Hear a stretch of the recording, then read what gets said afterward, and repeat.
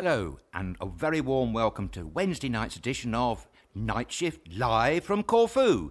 Coming to you, as always, from our lovely studios here in the beautiful village of Agis Mateus on the wonderful island of Corfu. And I have to say, guys, it's been a bit of a chilly one, but we're going to try and warm the cockles of your heart. And to try and do that, I'm joined, as always, in the studio tonight by Thomas and Wayne. Hello, Wayne. How are you? Hello, Adrian. How are you? I'm very well, but a little bit chilly. Yes, me too. Hello, Thomas. Good evening. Hello, everybody. Good evening to another edition of Night Shift, Wednesday night, 6th of December, St. Nicholas Day. It is. So, Gronio Polar to everybody out there who is called Nikos, or Yes. Nicoletta, probably too, no? Yes, Yeah? of course. So, have a fantastic name day. Wow, what a day again, huh? You said Yes. it was a little bit chilly, but lovely. lovely. Always, I mean, Beautiful. blue skies. Oh, yeah. Oh, man. Did you have a good day, Thomas? Oh, fantastic day. Great. Had the time to chill a little bit. Sat on the terrace. Good. Yeah. Sunshine, cup of coffee, and just, you Nice. know, it's fantastic. Nice. You like your coffee, don't you? Oh, we all do, don't Oh, is it, We do, yes. Yeah, listen who is talking. we? Yeah. Yes, look, we have coffee on the table. oh, I it's mean, good. hark at him, eh? Totally. Mark I you. think it's, We all love coffee, Yes, but you especially. absolutely. Well, Thomas as well. But I have a little coffee snippet story later on. All right, okay, cool. oh, okay. Just a little one. See, he's warming us up already. He is, yeah. You Cool can spot guy. where the coffee comes in. You'll see. Oh my God. Have you ever been out with him? Of course you have, no? Oh. When it's the coffee breaks. I love the coffee breaks Oh, when Adrian yes. goes with you somewhere. I think we need refreshment of some sort. Yeah, Oh, exactly. oh, that's should we it. have a coffee, Adrian? Oh, let's go. What a And great just suggestion. just before we leave town on the way home, we said, "Oh, let's have one for the road." We do say that a lot. That is very true. Yes, yeah. That's you, of course. Well, Okay. it keeps us perky, doesn't it, Thomas? You know, cup of coffee.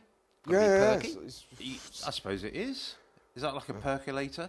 Well, Is that why you get perky? Maybe good one, Wayne. Yes, I remember those old Kona coffee percolators, and showing my age again, the 70s. They were rather fun, though. And the coffee was quite good as well. Always good. Love coffee from a percolator. Percolator. Oh, is this the old? What is this? The old ones you screw on top of what, where the Yes. water. I love those. Oh, it's the silver ones. Yes. They're fabulous, Oh, aren't yeah. they? The old Wonderful. one. My granny had one. Superb coffee. I that actually gets you really up in the like morning, man.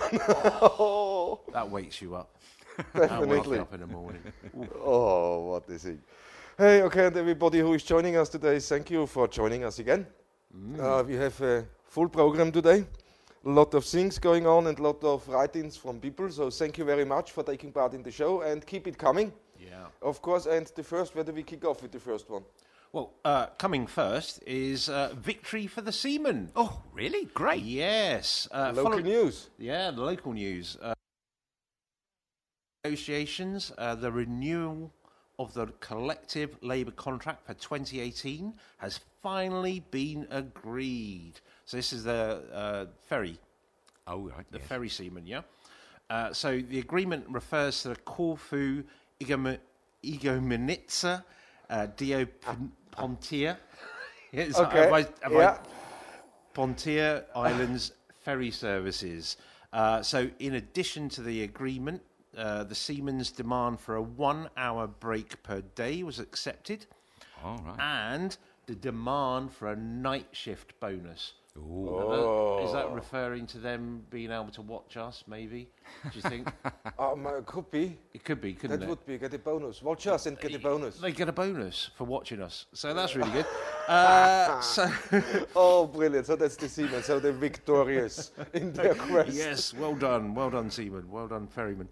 Excellent. So the issue of the closed type of ferry boats being docked for 5 months during the winter period still remains unresolved. That's what they're What a saying. surprise, huh? But a good victory for them. So I believe that means that the ferry strikes will It's all over. cease. It's all done with. That's which would it's be so good deep news. with- Isn't it? Yes. Really good news. Fantastic news. Yeah, that's brilliant. Definitely fantastic news. But yeah, so that's that. And moving swiftly on, Okay. At the Regional Development Conference, the Minister of Health, Andreas Xanthos, announced that there would be important additions to the medical and nursing personnel at the hospital, which is very good. So they're saying that 39 permanent positions for health service doctors of various specialities for all the hospitals, and that the next step is to ensure that the closed ICU wards are functioning. The new hospital in Lefkada will open in 2018. Oh, right, okay. Which is good. Yes. And the emergency department will be upgraded and the MRI will be fully functional at Corfu Hospital. Wow, that's very good news, isn't it, Which is Thomas? very, very good news, yeah. Oh, that's So that was superb, announced today by the Health Minister. Which is excellent. Excellent Yes, news. yeah. Yes, finally Yeah. something. Well, not finally. They're working. Of course, they're Yeah, of working course all they hard are. on everything. But I think it's going the right way, and there's a lot of organizations who help the hospital out privately. Yes. We know there's a couple up in the north, a couple in the south, so I always support the local hospital. But there's finally something is happening through this development It's good progress. conference. So it looks to me like it's a very good conference. It's something finally moving the right direction. They're moving in the right Definitely. direction, definitely, yeah. I So- wonder how many protesters actually turned out today. Yeah, there were protests too, weren't there? Yeah. Lots of Yesterday. motorcycle people and... Motorcycle Hirers that's right, yes, Association and the educational community were asked to protest today. So I wonder how many actually turned out. Maybe a viewer was there and could let us know, perhaps. Yeah, that'd be good. Yeah. Yeah. We'd love to hear from you. Yeah, fantastic. But that's good news about the ferries. And Definitely. I think very good news about hospitals as well. Particularly the MRI scan thing machine here, because I think a lot of people have to go on quite a long journey to get to that. Ignimitsa, I think, is the nearest one, possibly from here. Ignimitsa is the closest. Yeah, is the closest. that And will there's help How a long, lot. how long does it take to get across on the ferry? Oh, It's not 40 that long. minutes or something? 45 minutes, I think it is. But you know, Yeah. with a ferry, you've got all the getting on, queuing up, getting off, and if it's already on the island, it's just a straightforward journey there, isn't it? That's nice. So it will help a lot of people, I should think. I bet it will, yeah. That's really good. So you bring us good news today. Oh, thank you. Thank you very much, Wayne. That's all right. Excellent. Yeah, and if You're any of quite our viewers want to, That's all right. and catch up with the local news, go to animerosi.com. That's the island newspaper, and also has an English-speaking Yes. page where all the news are in English for you, so you can keep yourself up to date what's happening on this lovely island.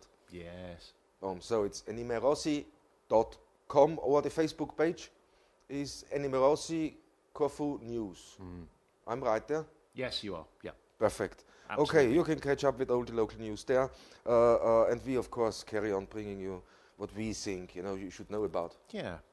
Definitely. Excellent. What a good start. Wow. Very, yes. I think the demand for a night shift bonus is good, though, from the ferryman. Yeah, but don't get any ideas. No? Not us. No, Oh. no. It's the coffee bonus you guys get. We're always up for one of them, Thomas. Yeah, I know. Coffee I know. bonus. Hooray! Ooh. Oh, excellent. Brilliant. So we dealt with Animerosi, Yep. with the local news. So go on, log on to their website, like them on Facebook. Guys doing a brilliant job. Finally, it's a Greek-speaking newspaper. And they said, okay, there's enough expats on the island.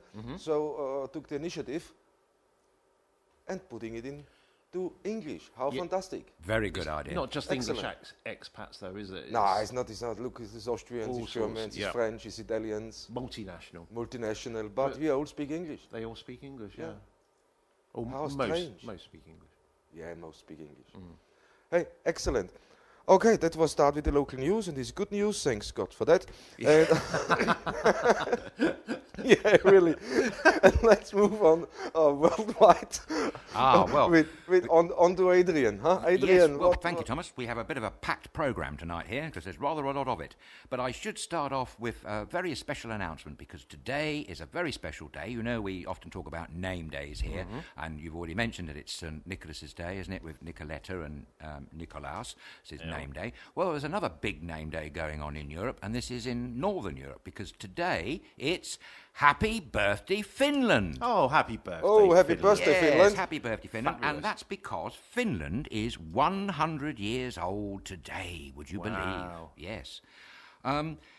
It was, the state was born on the 6th of December 1917, after the Russian Revolution, when it became a nation state. And it's often known as the land of Santa Claus, coffee, lakes, and the baby box. More about that later. I'll tell you about that in Okay, a bit. baby box. Write Yes. that down. I'll just put in a recent quote from Jean-Claude Juncker. He's the president of the EU Commission, and of course Nigel Farage's best friend. And he tweeted recently, "Happy anniversary, Finland. Your nation can be proud of its top-of-the-class achievements. Wishing you all the best for today's festivities." Well, we echo that. Hear, hear, and happy Absolutely. birthday, Happy Finland. birthday, And Finland. if you want to join in the Twitter fun, I think it's hashtag Finland and also a hashtag Suomi100. That's spelled Suomi. Apologies if I've pronounced that word. There you might want to know a little bit about Finland, so here we go. Go on, then. It's often known as the land of lakes. You might ask me why. Well, apparently Is there a lot of lakes there? there's a hell of a lot of lakes. Unbelievable amount. Just a guess. I can't imagine that this is a true and accurate figure that I'm just about to give you. But the figure that I have, and please, if you're in Finland, correct me if I'm wrong, but I am led to believe that you lucky people have in Finland a staggering 187,888 lakes. Has anyone counted them, I wonder? That's Probably. what it says. That's what I'm led to believe, but I don't know Probably. whether that's true. Well, it's easy. 187,000. I mean, maybe definition of a lake is a small puddle Was it- along you the way. know, I don't know. You But know they are what they beautiful. did? Sorry? You know what they did? 180 87,000 lakes. lakes. Yeah, you know what they did? Go on. I tell you that they said to the public, there, guys, go home, and everybody who has a lake, when looking out of his window, please call us so we can write that down. Maybe. Yes, in theory. 187,000 cold up. There must be 187,000 lakes. There must be. Simple. Well, we have to go there and check them out, won't we? That's extraordinary. I amount. Yeah, have well, you seen. can count them. All right then. Well, it's better than doing I Spy, perhaps. But anyway, the photographs I've seen are absolutely fabulous. I mean, I know Sweden's known for its lakes, but some of the lakes I've seen in photographs of Finland, absolutely beautiful. But what I didn't know was that Finland's also got a big thing going on and has done ever since it was incorporated as a nation state, and that's a thing called the baby box. Yes, go on. You're aware of this? No. Well, it was first introduced in the 1930s, and the idea was to help poor, struggling families. Wealthier people would donate essential items and leave them in boxes outside people's houses. Oh, yes, I do know this. You do, yes. It's a lovely idea, isn't it, Wayne? Yeah. Well, the thing's still going, you'll be pleased to know, and nowadays, all Finnish families are entitled to this free baby box, which today contains so many different useful items like clothes, sleeping things such as blankets, and hygiene products. Babies, this is the extraordinary bit, can spend the days outside in the boxes during the afternoon sun, and slightly older ones, get this, sleep outside at night even if the temperature is a chilly -23. I mean, they're a hardy lot in Finland, aren't they? Wow. Yes, extraordinary. That's from a mother who was reporting about her little baby that likes to go out, or a young child, it's a very young child, Right. likes to sleep out at night in the cold. I mean, poof. Has she asked the baby? Well, I don't know about I'm not sure. I I mean, haven't asked. I has don't she know. asked the baby if he wants to sleep outside? I'm not sure about that one. We'll ask her, won't we? Okay. To get back to her. But the other thing that's well known about Finland is, of course, its sunlight or lack of it. This is the land of the midnight sun, as you probably know. And in the summer months, many parts of Finland are lucky enough to experiencing never-ending sunlight, and they can have up to 70 days of that. That sounds nice, doesn't it? 70 days of all sunshine. Yes, I suppose it does, but they also But have the exactly. opposite, which is... Exactly, which I'm just going on to in the winter. It's not so much. And some parts of the country don't even see the sun for 50 days. 50 days or more. I think 52 is the actual figure. That seems awful, doesn't it? Perpetual darkness for 52 days. No wonder they like their saunas and whatnot. Blimey. Yes. And, of course, it's the home of Santa Claus, or so they would have us to believe, Lapland.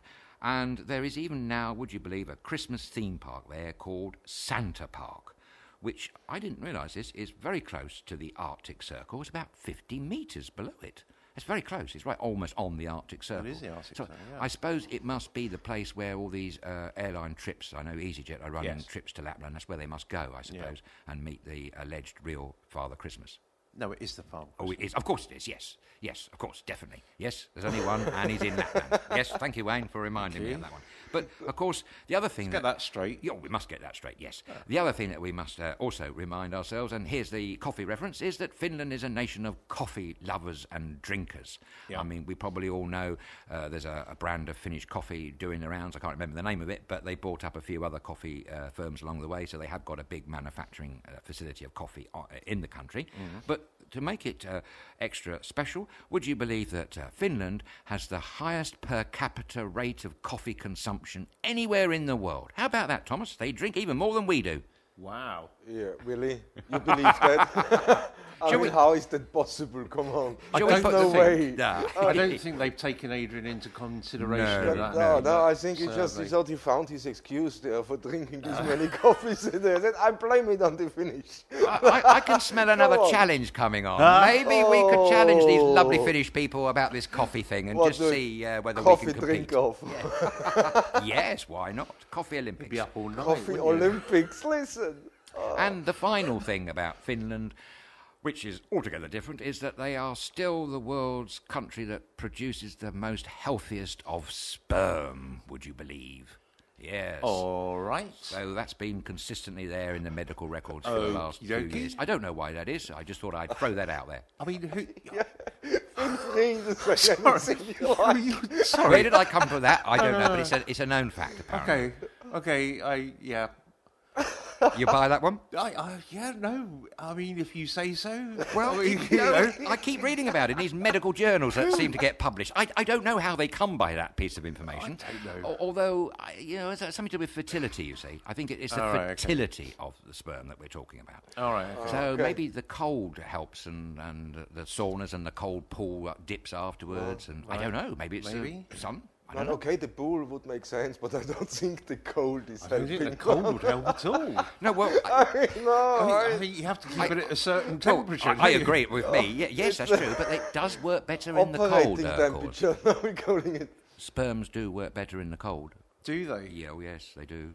That's why we have them detached from the body. Because if they were in the body... there wouldn't be any fertilisation going on. Right, okay. Anyway, there we are. Fascinating facts from Finland. So, listen, happy birthday, Finland. Yeah, happy birthday, Finland. Thanks, Finland. We'll stick with the coffees, I think. I was going to sing the Finland song. Finland, Finland, Finland, the country I'd most like to be. Oh, well done. Thank you. Pony trekking or camping, or just watching TV. Finland, Finland, Finland, it's the country for me. Thank you. Well done. Wow. Very good, Wayne. Very impromptu. That's splendid. Via Monty Python. Oh, good old Monty Python. We love them, don't we? We do. Hello, guys, if you're watching. You're probably not. You're probably ever so busy writing your next epic, whatever it is. Yeah. So clever. But 187 lakes. 187,000 lakes. Yeah. How do you name all of those? That's a good question. I mean, what do you do? I mean, how would you name 187,000 lakes? Maybe it's localised with place names, villages, maybe. Yeah. I don't know. Famous people from many Finland. Many lakes. Many lakes. Lake A, Lake B, Lake C. Yeah, but there you run out quickly. You run out 26. It's not very romantic, though, is it? Giving it a number. It's a bit like that prisoner programme, number 6. I'm not a number, I'm a human being, or whatever he said. All right. Patrick McGowan. Port Merion. That's it, in Wales. You know about that, don't you? I do. Yeah, good one. Oh, wow. Okay, that was Finland. Yes, and now we have another story. Excellent story, yeah. London, UK. Oh, bring it on. Thank you, Thomas. This is a good story, really, quite exciting, and it does have a slight relevance to this beautiful island of Corfu. It's another one of these initiatives from the new Mayor of London, Sadiq Khan, who's been trying very hard to push for cleaner London air. Mm-hmm. Like all cities, London suffers from traffic pollution quite a lot, actually. And today, another auspicious moment for today, apart from Finland's happy birthday, it's also today is the first electric black taxi cab on the streets of London right now. 9,000 have been ordered to arrive by the year 2020 or at the most 2021. Now, each of these black taxi cabs, which are, as I'm sure you'll agree, quite iconic, cost a staggering, I didn't know this, cost a staggering £55,500. Wow. So altogether, that's a £500 million project. Anyway, each one of these luxury-looking taxis has 6 seats. It's fully Wi-Fi enabled, USB charging, and, you'll be pleased to know, contactless card payment friendly. But I should also point out that you're sitting with panoramic views because there's a lot of glass on it, so that's rather nice, isn't it? Here's the best bit.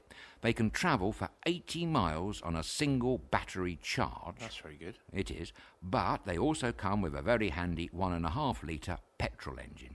Okay. Yeah, just so to it's give a them hybrid then? Really? It is, kind of, yes, Yeah. yes. They're manufactured by the London Electric Vehicle Company. I'll talk about them in a minute. But it believes that it will save taxi drivers about £100 a week in fuel. That's good. That's worth having, isn't it? That is worth having, Yes. yeah. And, of course, they will meet the new stringent emissions regulations coming into force. However, here's a bit of the downside. There is a great concern about the low number of electric charging points across the capital. Hopefully, there's a new £18 million scheme which is coming on stream soon. And I have to say it's currently behind schedule, but the idea is to install 75 new rapid charging stations by the end of this year. Now, these rapid charging stations can recharge and fully load a vehicle up to the maximum mark within 30 minutes. That's very good. That's extraordinary, isn't it? So you could be having a cup of coffee, for instance, or a quick snack or something. Coffee again. Coffee again, yeah. Yeah. But this Every time he opportunity. mixed it with a snack. So Yeah. we're I progressing. noticed that. Yeah. I Coffee slip them and in. a snack. Yes, that's right. Well, here you'll get little biscuits and cakes if you're lucky in some places when you get your coffee, which is rather a nice touch. Anyway, I'm digressing.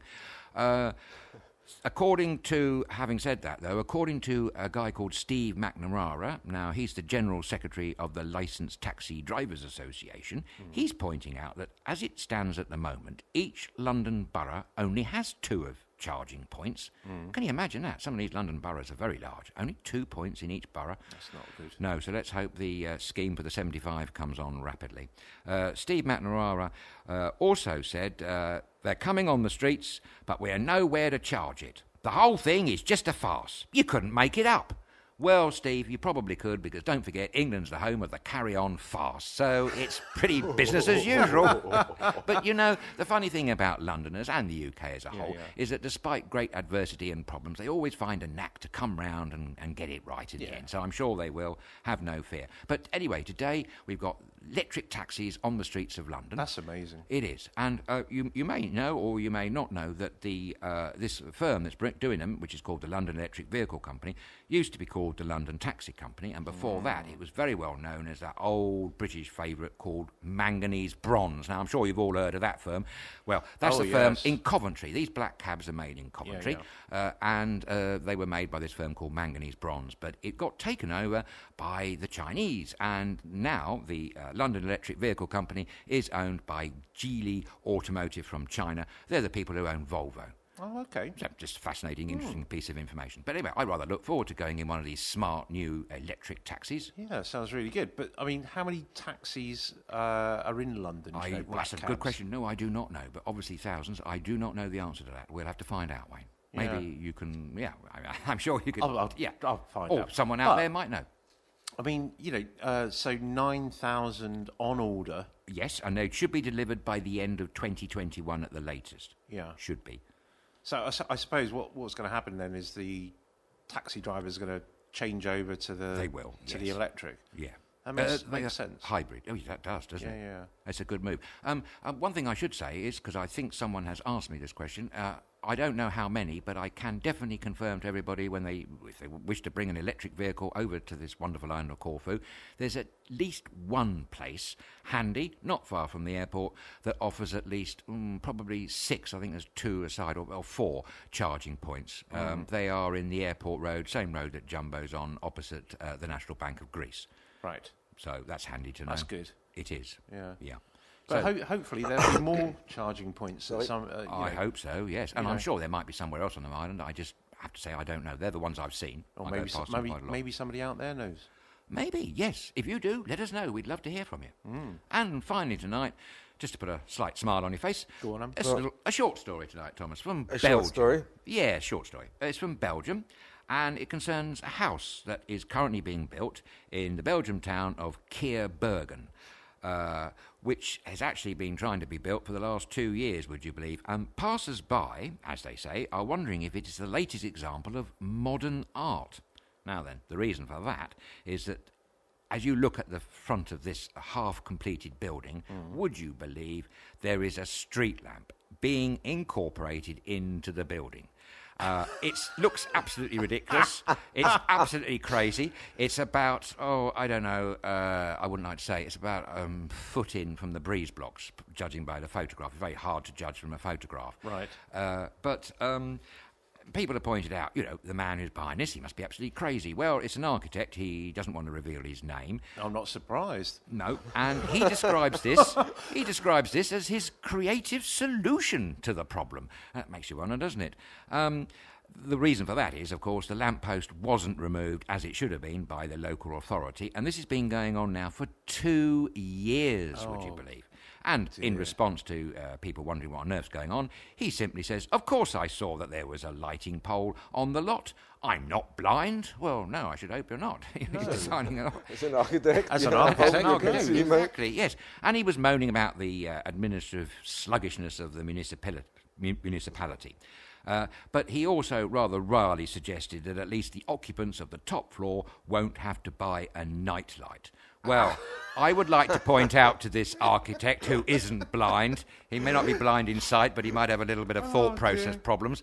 I've lived in a house, I won't say where, somewhere in England, and it was on a junction of a road, and there were about 3 street lamps, or maybe 4, I can't remember, all around. And I can honestly tell people on listening to this that I never had one single decent night's sleep.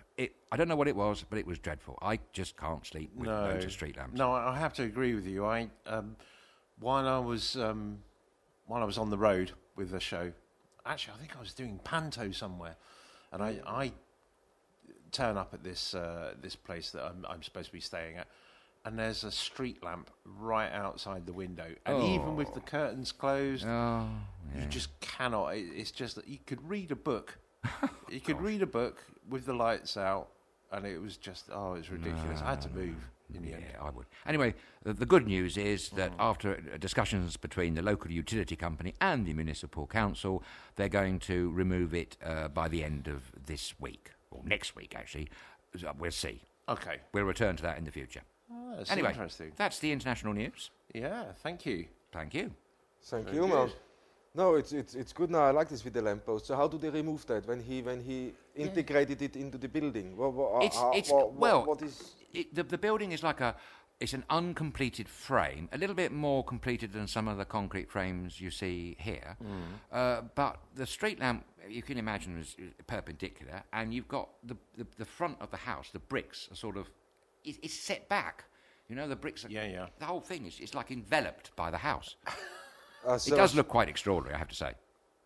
Oh, excellent. So this means he just built around the lamppost? Yeah, looks yes, like it, because he was so fed up with waiting for 2 years. 2 years this has been going on.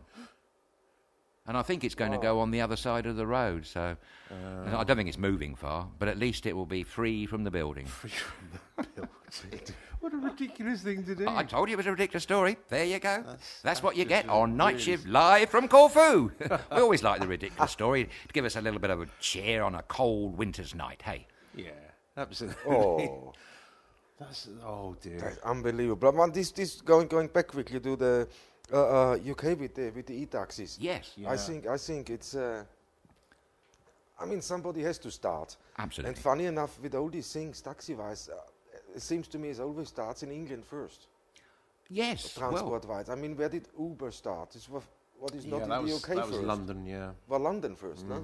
the first underground was London. That was your friend from Bristol. Well, not your friend, but the great man from Bristol, Isambard Kingdom Brunel, who was the first person to build part of the London Underground, which was the Metropolitan line, would you believe? Yeah.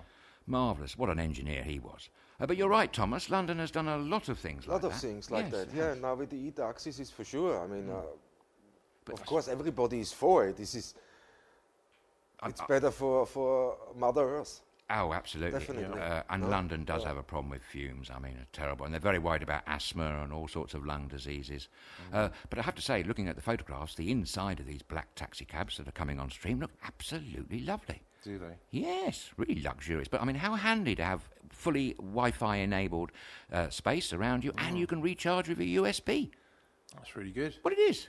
That's high tech, isn't it? That is very high tech, yeah. I mean, but I suppose nowadays you kind of want that. It's handy for the businessman on the move. It But is. the good news is, I should point out, that the overall outward design of the motor vehicle is still that Still the beautiful, iconic black London taxi cab. Nice. Which reminds me, do you know one of my favourite buses was the Route Master? Oh, the I old think you ones have that used said. to... I have said. I'm always going on about Route Masters, aren't I? I can't help it. You're thinking of on the buses, aren't you? Well, no, but now you think of it, now you mention it, yes, I will. And I used to like Olive. right. Olive, she did a great turn. I used to love it when she, Arthur. yeah, Oh, that's right. Arthur. She went to bed for some reason, always put cucumbers over her eyes. I can't imagine why, but she did. Yeah. Amazing. Anyway, Oh, guys. But yes, Thomas, how is it in Austria? Do you know anything about electric vehicles in Austria? To be honest, I have no idea. I don't think. I read through Austrian news sometimes, not all the time, Yeah. but I have not heard anything. This is like I said, everything. It seems to me everything what comes out technology-wise when they start to try it within a city. It's always London who tries it first, who tries to implement stuff like that before anybody else. Well, it's great. It Yeah. is. Yeah. Yep. It is. That's Very good. good. So And the good. right step in the right direction, for sure. Definitely. And I think this new mayor, Sadiq Khan, is really moving ahead with this clean air initiative. There's more on this later, actually, because I'm going to be, on our topic of the day, we're going to be talking about congestion charges, so we'll probably mention this again. Stay tuned. Can't wait. What a riveting subject to be talking about on a cold Wednesday night. Why not? So what happened to Bojo's bikes then? Are they still going? Oh, well, no, that was a bit... I don't think they are. It was started off very well, but there were problems. Actually, Boris Johnson, Bojo, yes, he came into office as Mayor of London before Sadiq Khan, and he came in on a ticket of bus improvements, didn't Oh, he? yes. I don't actually know whether that really worked, and I can't speak really because I wasn't there on the ground, but I do know, I remember seeing a live broadcast when he was Mayor of London, the very last time at the London Assembly, and a lady councillor, I think she was a Labour lady, she asked a question about how come, Boris, you came into office on a ticket of bus improvements, and she then whittled off this very long list of all the things that have failed, that have gone wrong. Yeah. And he just wasn't answering any of it. He just brushed it all off. And I think, well, come on, Boris, you came into office on a ticket of buses, pardon the pun, and you're going out on a whimper or a bang, I suppose, because he became an MP. I mean, how that's possible, I don't know. Oh, I'm doing a Daily Moan. How is it possible for Boris Johnson to do two jobs at once, both so important? I really don't know. Yeah. But there you go. And I think the point the lady Labour councillor was making was that all these promises and pledges you made about buses, you really didn't keep them. Just didn't happen. So I think that's the impetus for the new Mayor of London, Sadiq Khan, to really make some strides and make inroads to lots of things that are important to Londoners, and clean air is one of them, like it is in all cities, I'm sure. In fact, I'd love to know from the viewers and listeners out there what other cities have in way of electric charging and electric vehicles and clean air policies. We'd like to know this because we like a bit of clean air, don't we? We do, yeah. But I'm just interested that the bikes didn't really Have they No, well, kind of gone by the wayside, or are they still no, there? they're still going. I mean, a major British bank put a lot of money into doing bikes, didn't they? And I think there's a new system up and running. I have to say, I'd have to check into this, but there is some new system going with bikes at the moment, and London is quite a cycle-friendly city, although I should point out there are a lot of road traffic accidents involving bicyclists. Cyclists, I should say. Oh, yeah. Why did I He say made up a bicycle? new word. Well, yes, cyclists. Bicyclists. Sorry, Bicyclists, yeah, this is the ones who get hit by the cyclists. bus. No? Cyclists is fine. Bicyclists is probably better. Bicyclists. Yes. Yeah, okay. Maybe. Well, maybe not. Maybe not. No. All right. Well, we're friendly to all. All are welcome here.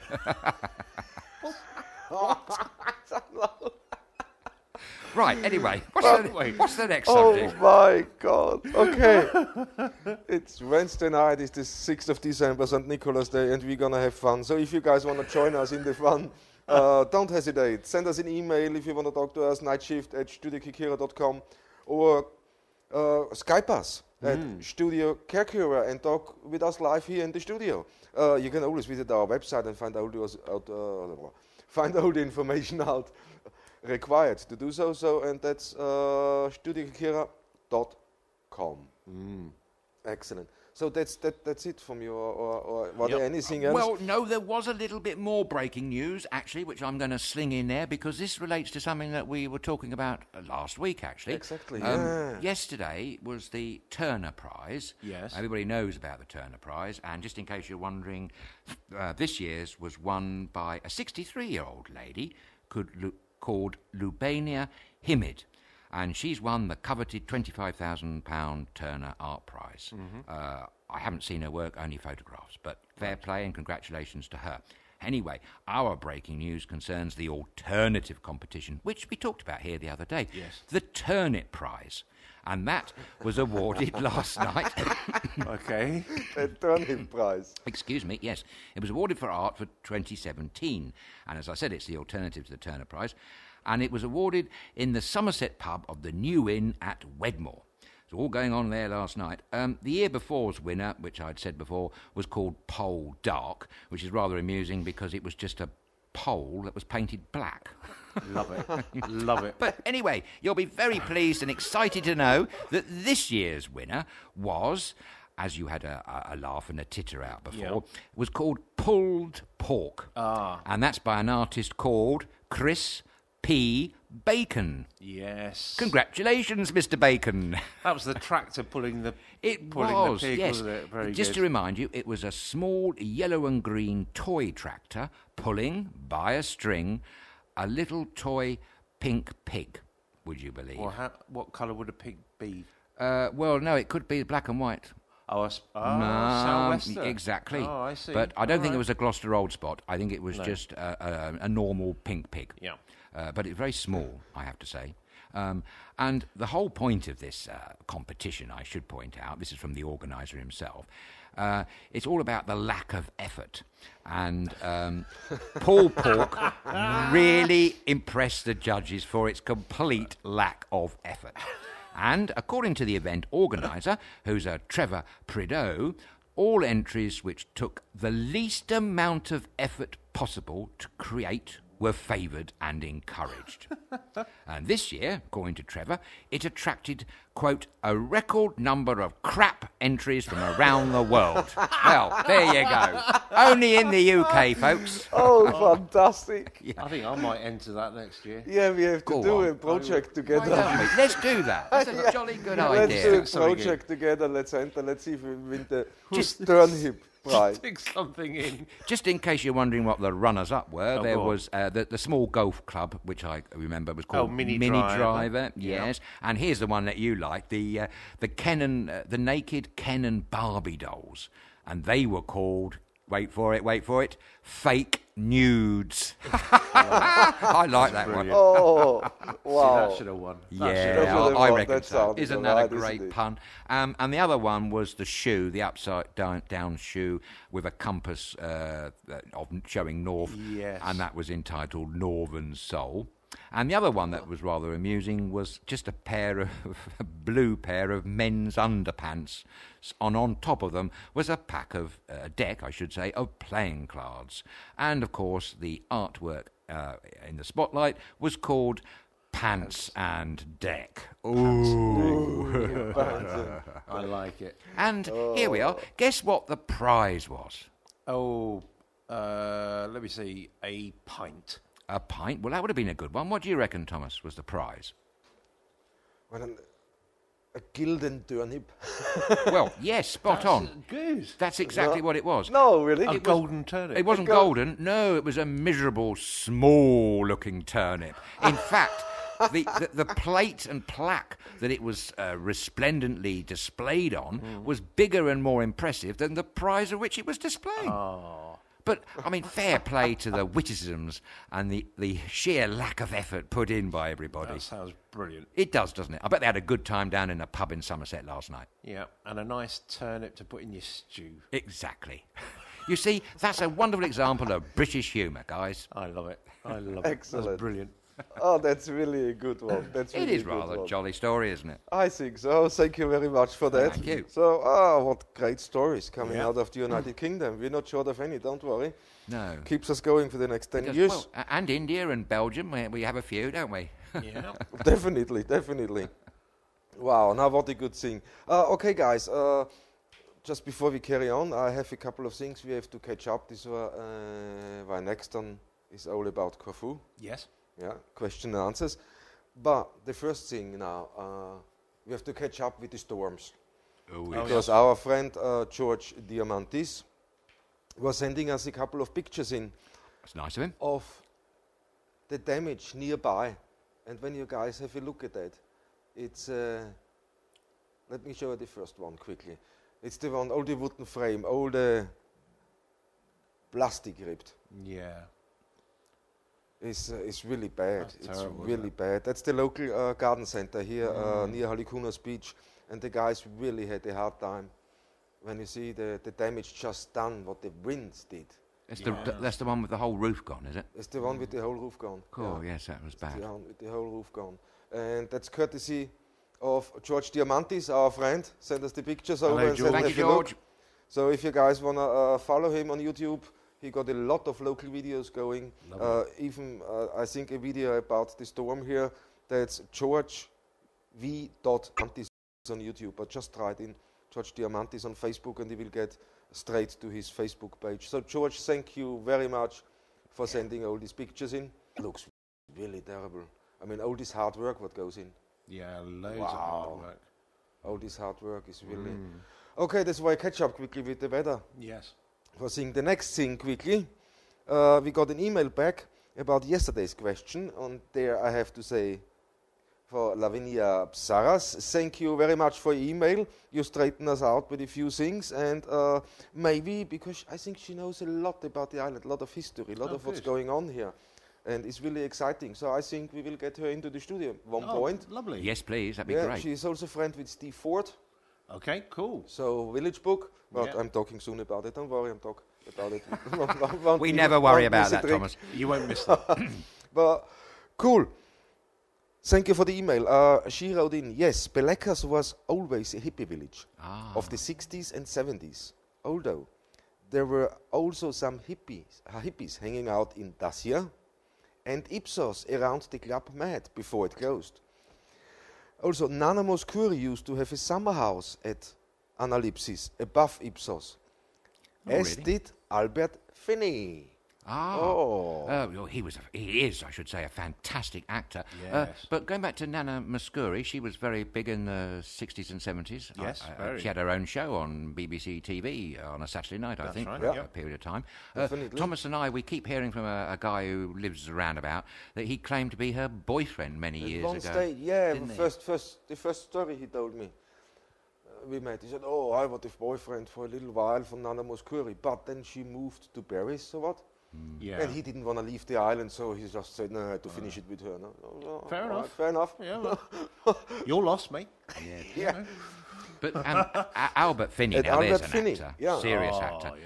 I was very lucky. Actually, the very first thing I went to see on a London stage when I was a schoolboy studying Shakespeare was the Scottish play, and he was in the lead role of Lord, I will say his name, Macbeth, and he was playing opposite Dorothy Tootin at the National Theatre, no doubt directed by a person that you knew, Thomas, Peter Hall. Peter Hall. Oh, yes. Peter Hall, what a genius. Absolutely. Unbelievable. Totally. Yeah, And honored to meet him, to be honest. Yeah, I bet. Yeah, honored to meet him. Stafford-upon-Avon. And that's Great. But years Albert ago, Finney but- put in this wonderful performance, and yeah, great. Yeah. So he, you were saying, no, didn't you say something about he rode a donkey or something? yes. Lavinia pony and trap. rode in, Oh, and pony. Albert Finney, who used to use a pony and trap to visit town in the 60s. So he got with the Amazing. pony into town in the 60s. This was before the dual carriage road was built. We know that bit of road, don't we, Thomas? Yeah, we know this bit of road. So Yeah. before that era, he gone in with the pony to Corfu town. Oh, lovely. It is. How What a way to fantastic. travel. We have to talk more with Lavinia, for sure. And the other thing she wrote was about Alekis near Lefkimi, the salt. Oh, the salt Pan. Oh, the pans. salt pans, we were talking Yeah. about them last night, weren't that's we? right, yeah. This is Alekis near Lefkimi, where the old salt pans were. Some of the, and this word is Okay. poachers. Would you like me to pronounce it? Probably, yeah. Say that one. Say that one. It's very brave of you. Bogardus? Forgot. Yeah, good man. Very They good. were used to store the salt and still are there. So they were they stored the salt. They still got that there. Yeah. Oh, Is so to it's worth visit. having a look. No, and also it is where many flamingos gather around this time of year. A beautiful place and completely unspoiled. Yeah. Lovely. Nice. We were lucky to see some flamingos this year for once, weren't we, Thomas? At Lake Carisian. Like Carisian, we saw the flamingos. Yeah, but they were missing for a couple of years, or They just were. so short here. There's no time to go down, and then finally you have time to go and have a look, and they're gone.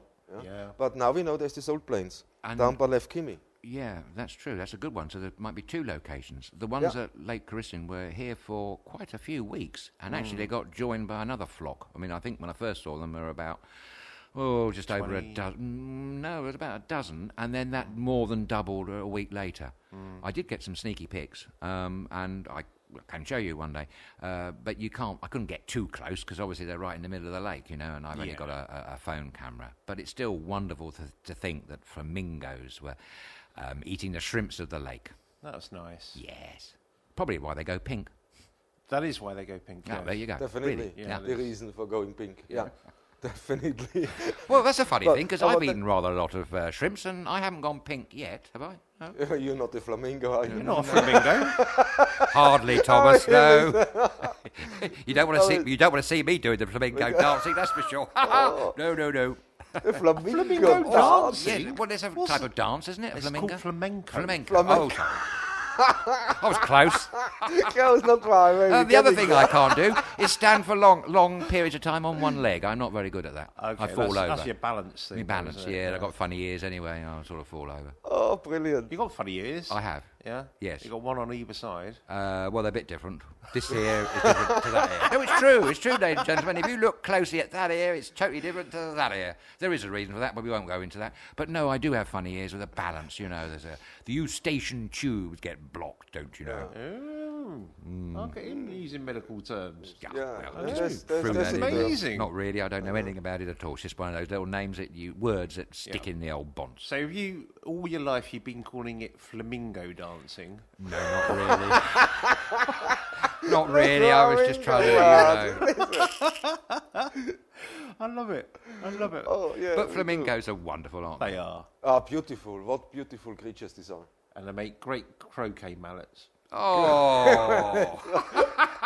Alice in Wonderland. call it we're Alice in talking. Wonderland, Yeah, I know. They will talk. Oh, excellent. Along with hedgehogs. With hedgehogs, yeah. Queen of Hearts. There's a good part, isn't it? Yeah. Brilliant. Off with the head. That's what she used to say. Any opportunity she got. Off with their head. What's her name was very good in that. Helena Bonham Carter, that's the lady's name. She was wonderful. She did a turn, I think, in Tim Burton's Alice in Wonderland. She did. Yeah. She did a turn as the Queen of Hearts, splendid performance, I thought, from her. Mind you, I think she's a fabulous actress. I was trying to think of the one that I remember from the 1972, I think it was, with Fiona... Fullerton? Oh, that was a lucky guess. Very good, very good. Fiona Fullerton did a version of Alice in Wonderland back in 1972, Really? I missed that one. Something like that. Okay. But, Dame Robinson... Edith Evans? No. No, Robinson. Flora Robson. Flora Robson. Yeah. Oh, she played the Queen of Hearts in that. Oh, right. I bet she was good. Had Michael Crawford in it. And Really? Michael Crawford? Dudley Moore. Dudley Moore. Yeah. Oh. And, we were thinking about him the other day, weren't we? Yeah. And, what was the name of the child catcher from Chitty Chitty Bang Bang? Robert Holtman. Helpman. Yes.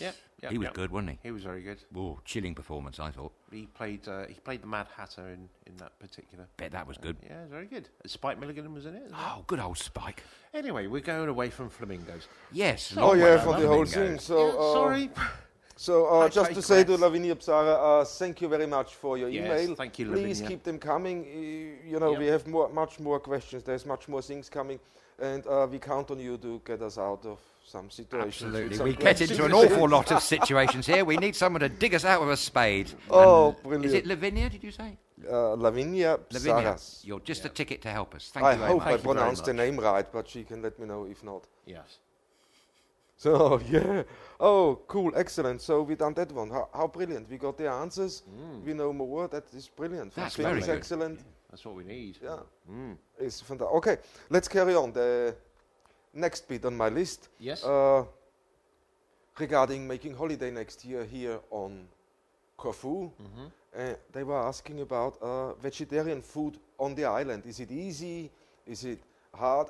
If we can give some locations where and things. But actually, I think it's not the problem. And you Wayne, you said I used to be vegetarian, yes. Yeah. But to be honest, I mean, all over the island, every taberna, you can find a vegetarian meal very easily. Absolutely, totally. I mean, stuffed peppers and aubergines, and actually, I mean, vegetables are very readily available here, aren't they? I was going to say that I've never lived anywhere where there's so many vegetables and so many places to buy such a selection of really first-class vegetables. Very good. It's not just the normal shops and supermarkets. No. Here, this lovely island, we're very lucky to have these stalls that appear by the roadside. For instance, there's one between Dacia and Ipsos that's been going for years now, and this large stall by the roadside sells just about every vegetable and fruit you could possibly imagine. Absolutely. But the lady's there very nice as well, and she always gives you a free orange if you're nice. That's nice. But there's also vans that go round as well. Oh, yes, there are. Oh, that reminds me. Yes, there was a fantastic van that used to drive around in Barbati, and the man who used to drive it had a PA, and he would, I mean, unfortunately I don't understand the language, but you could kind of understand what he was going on about. And he had a wonderful way of saying these words like, to you or me it's a banana, not to him it's a banana, and and a nectarine would be nectarina. And he was just, what a character. I did manage to get a little snippet of a recording of him once. Okay. I'll have to fish it out from an old phone. Right. But he used to make me laugh, But so you don't even have to go to the end of further than the end of your drive to get a wonderful array of vegetables. And I repeat again, I've never seen so many places selling vegetables. So, to answer the person's question, yes, being vegetarian is absolutely no problem. However, we were thinking before about vegans. We're not sure about vegans, were we? Vegan, in terms of services. Yeah, I mean, obviously, vegetables are vegan. Yeah. But, I mean, there is quite a lot of dairy product like feta cheese and different things like that. So maybe not as a vegan, you probably maybe have a little bit We'll have more to do some more research on this. Yeah. We can't say, no, don't come here if you're a vegan, because actually we do know someone who is a vegan who has stayed here, so it's got to be fine. No. But we'll try and do a little bit of research on that one. But definitely as a vegetarian, no problems whatsoever. No problems.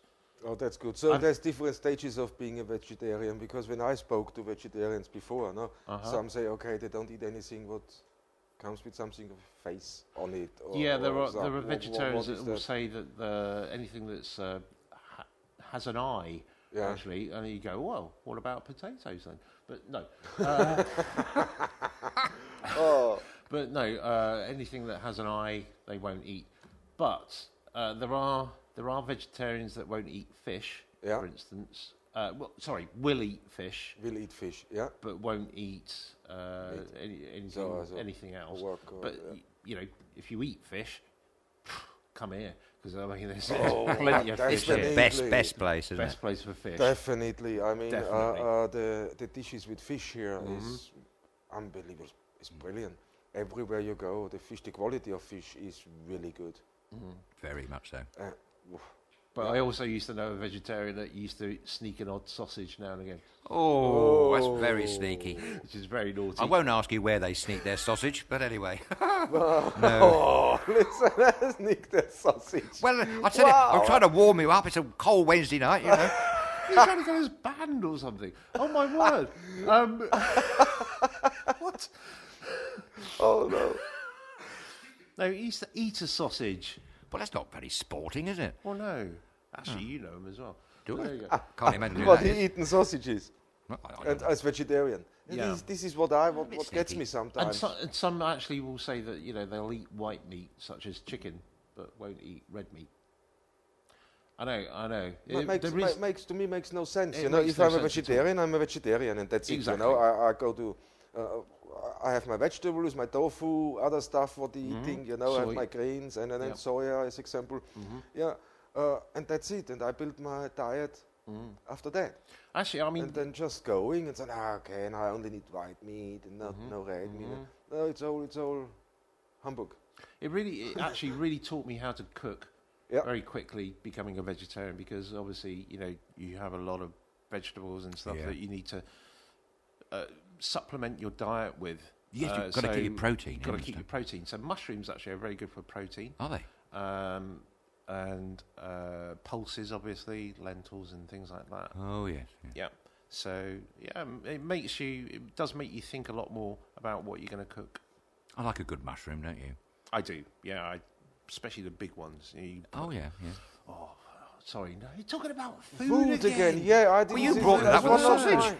I know. It's the vegetarian question. I It's the know. thing, we vegetarians, we want to come and have holiday on Corfu. I think it's the best place Yes. for Yeah, being a vegetarian. definitely. Where with everything they have on this island, I think it's brilliant. And it's known for its avocados as well as aubergines. Oh, There's yes, lots of those. avocados. Yes, definitely. So I think it's a good one. So But a big mushroom with cheese and Now I'm starting to salivate. chili in it. Ooh, It's that very sounds nice, good. Very nice. Yeah. that's But then that's if for you're sure. vegan, you can't eat them.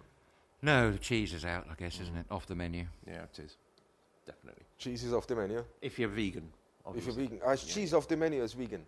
You know, I don't know. No, this, I don't dairy, get no that. dairy. dairy products whatsoever. No. Nothing that's come from an animal whatsoever. whatsoever. So no eggs, no cheese, no milk, Wow. Oh, no That's pancakes, boring, eh? huh? no pancakes. Most vegans won't either wear leather either.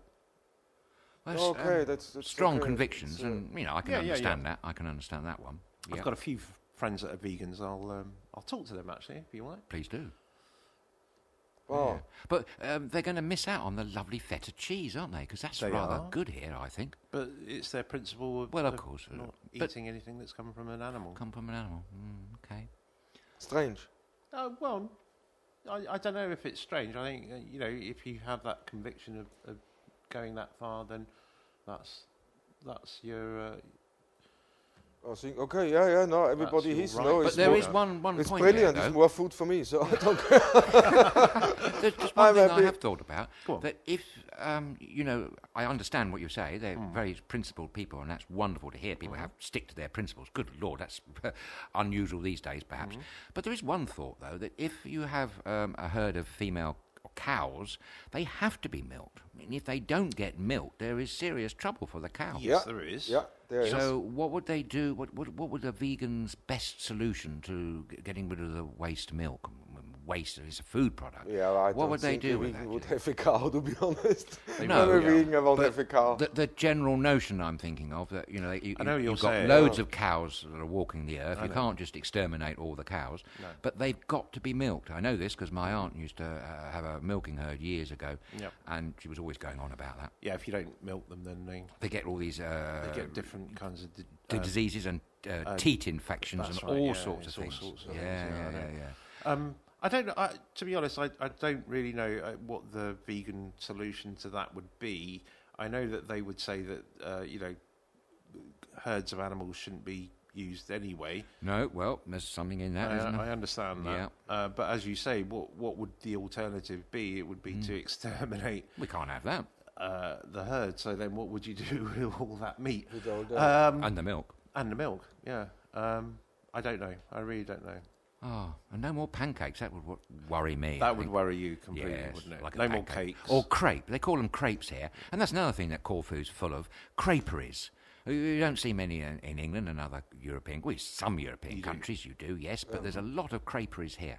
And some of them are jolly nice, aren't they? Do you have savoury crepes? No, tried the savoury ones? I think I've tried one or two, yes. They're very nice, I actually. believe so. You can get all sorts in them, can't you? But I have a soft spot for the old traditional plain with lemon and sugar. Ah. Anyway, no, enough about food. We're going to get hungry Here again. we go. Oh, thank you very much for this food question. Yes, keep them Oh, coming. keep them coming. Oh my God. Okay, guys. Just a quick one before we carry on. We got another answer from a question from yesterday, and this is regarding, this is regarding the blue bottle tops. that we Oh, spoke. really? Yes. And Good there one. is, Fabulous. thank you very much, Steve. It's any color plastic bottle tops can be collected and taken to Love Eats shop opposite the old hospital in Guvia. This applies to any plastic tops, including pink. Yay! What an answer. That's fantastic Wow. answer. Steve. No more bottle tops of mine will be going in the bin. I've been saving all these blue ones, but I didn't know what to do with the pink ones. So thank you. You've actually asked a real Steve. difficult question. Steve Ford sent Steve us Ford. this week. Oh, Steve, good one, Steve. Thanks, Steve. We better plug his brilliant. book again, just for a change. just for a change. Listen. No, we like it, Steve, and we... But no, thank on you a for that serious question, note. Steve. That's very helpful. That's great. Yeah. That's great. Definitely. So now we know where to go with the plastic That's bottle fabulous. tops. Where So was that again? Guvia. Yeah. Where was it? Opposite the old hospital. Opposite Okay. the old hospital. Yeah. Okay. Thank you. Cool. I'll try I'm and just find it. looking. I just lost it again. I don't know why. Sorry, guys. I'm just having a look quickly. Stephen Ford. This is taken to the Love Eats shop opposite the old hospital in Guvia. Brilliant. Yeah. I Thank shall be you, doing so. Steve. So Thank you. thank you. How brilliant is that? And what brings us on to the next thing?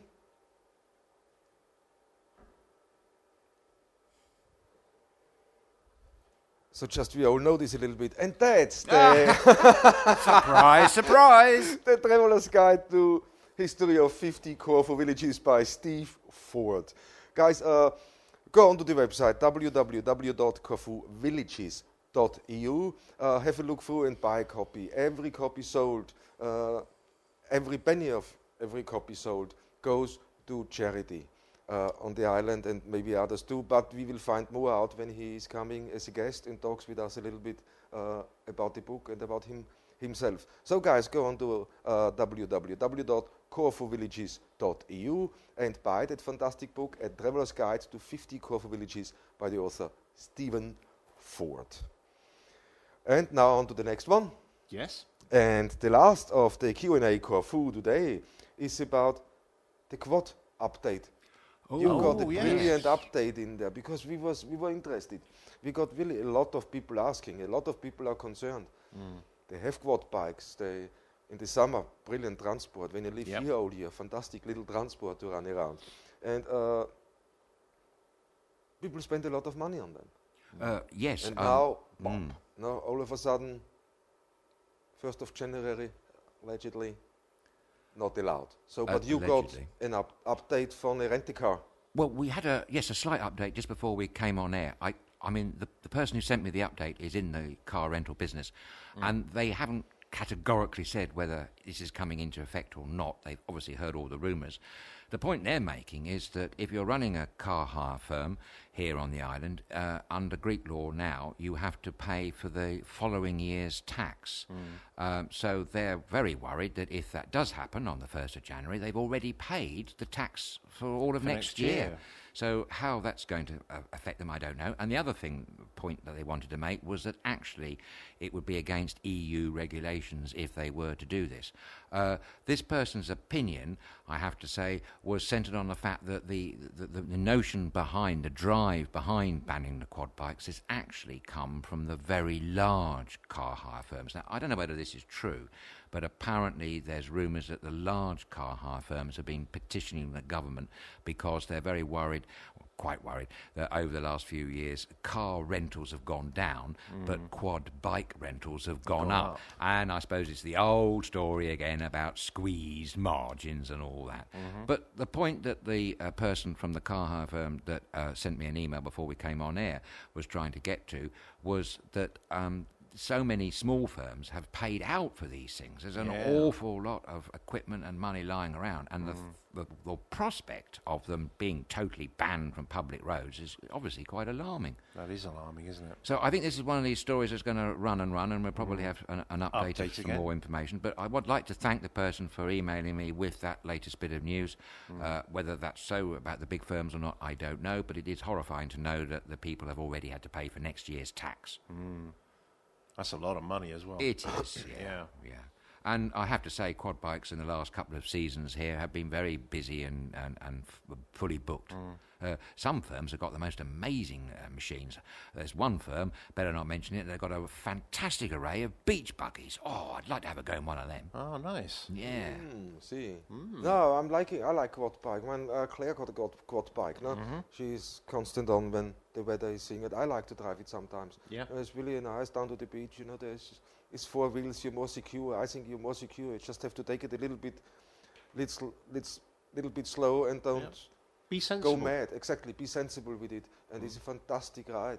And as you said, you know, if people paid already tax and insurance for next year, I mean, they just can't say, okay, tough. No. It's terrible, isn't it? I think it's a thing, yeah. But it's good to hear that this moves in the right direction.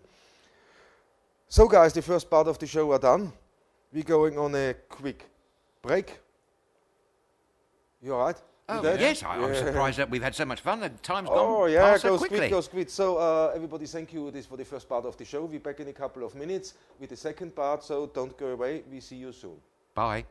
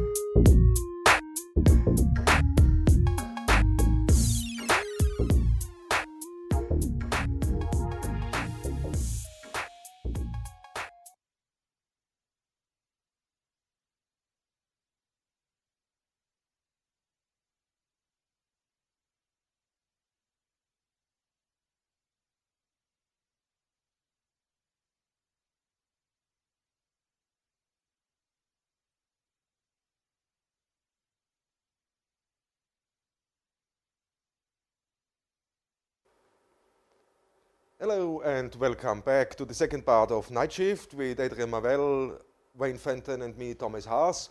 First part was quite interesting, guys. It was a little bit, was a little bit the thing.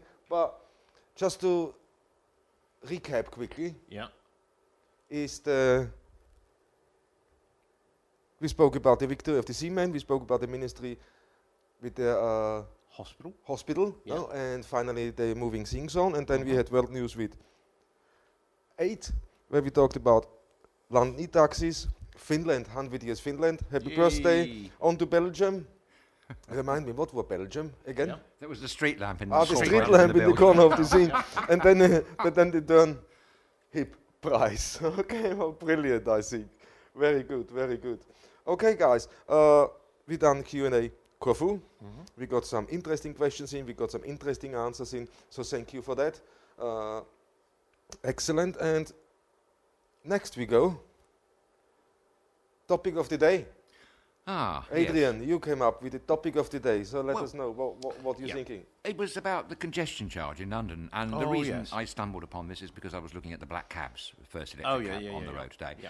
And I've actually, have to say, I've never actually physically paid the congestion card charge. You got away with it? No, but I've never driven a vehicle in London since it was implemented. Just in case you want to know, the London congestion charge was first introduced in February 2003. And since 2009, it's been operated by IBM, would you believe? Wow. Yeah. Okay. The current charges are apparently £11.50 a day for cars, bikes and vans. And the hours at the moment are between 7 in the morning and 6 o'clock, Monday to Friday, but bank holidays and Christmas is free, which is rather nice. And weekends, is that? And weekends as well, yes, thank you. For the first 10 years, that's 2003 to 2013, the gross revenue raised from this charge was a staggering £2.6 billion. Wow. That's big, isn't it? Yes. Of which £1.2 billion was reinvested. So about yes, it is good. And most of that 1.2 billion, 960 million pounds worth, was invested on the bus network, which is always good. The rest of it on roads, bridges, walking and cycling paths. That's good. Yes. And they estimated that in this 10-year period, the pollution from the said motor vehicles has been reduced by about 10%. Okay. That's a bit disappointing. Disappointing. That's what I thought. But good news is coming. Go on. In July 2013, the ultra-low emission discount scheme came into effect, And in just recently, October 27, this is Sadiq Khan's another one of his new initiatives. He brought in a T charge. It's called. That stands for toxicity charge. Oh, I see. And this is basically to penalise vehicles not meeting the stringent Euro 4 standards on vehicle emissions. They have to pay an extra £10 a pop on top of the existing congestion charge. So that's a bit of a pricey day. It is, yeah. However, here's the good news, or bad news, depending on which side of the fence you are on.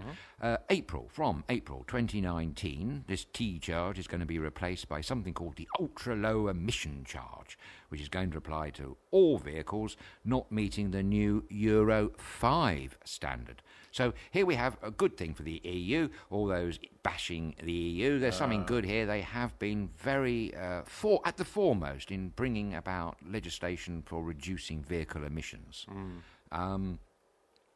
Now, this is coming. This new scheme is supposed to bring down the reduction of vehicle emissions by 20%, which would be a good thing, wouldn't it? That would be good, yeah. But of course, at the same time, they're going to cover the extent of the area. At the moment, the congestion charge covers. This is the point, really, of the topic of the day. It covers an area from the inner London Ring Road, which basically goes from Pentonville in the north, Old Street in the east, Elephant and Castle in the south, Vauxhall Bridge in the south, to Edgware Road, Marylebone in the west, and Euston. The proposals are to extend it, wait for it, out to cover the North Circular Road and the South Circular Road. Okay. The North Circular Road is the A406, the South Circular, the A205, and that would take in places like Chiswick in the west, Woolwich in the east, Finchley and Barnet in the north, and Kew, Clapham and Wandsworth from the South Circular, so that the area would be substantially increased.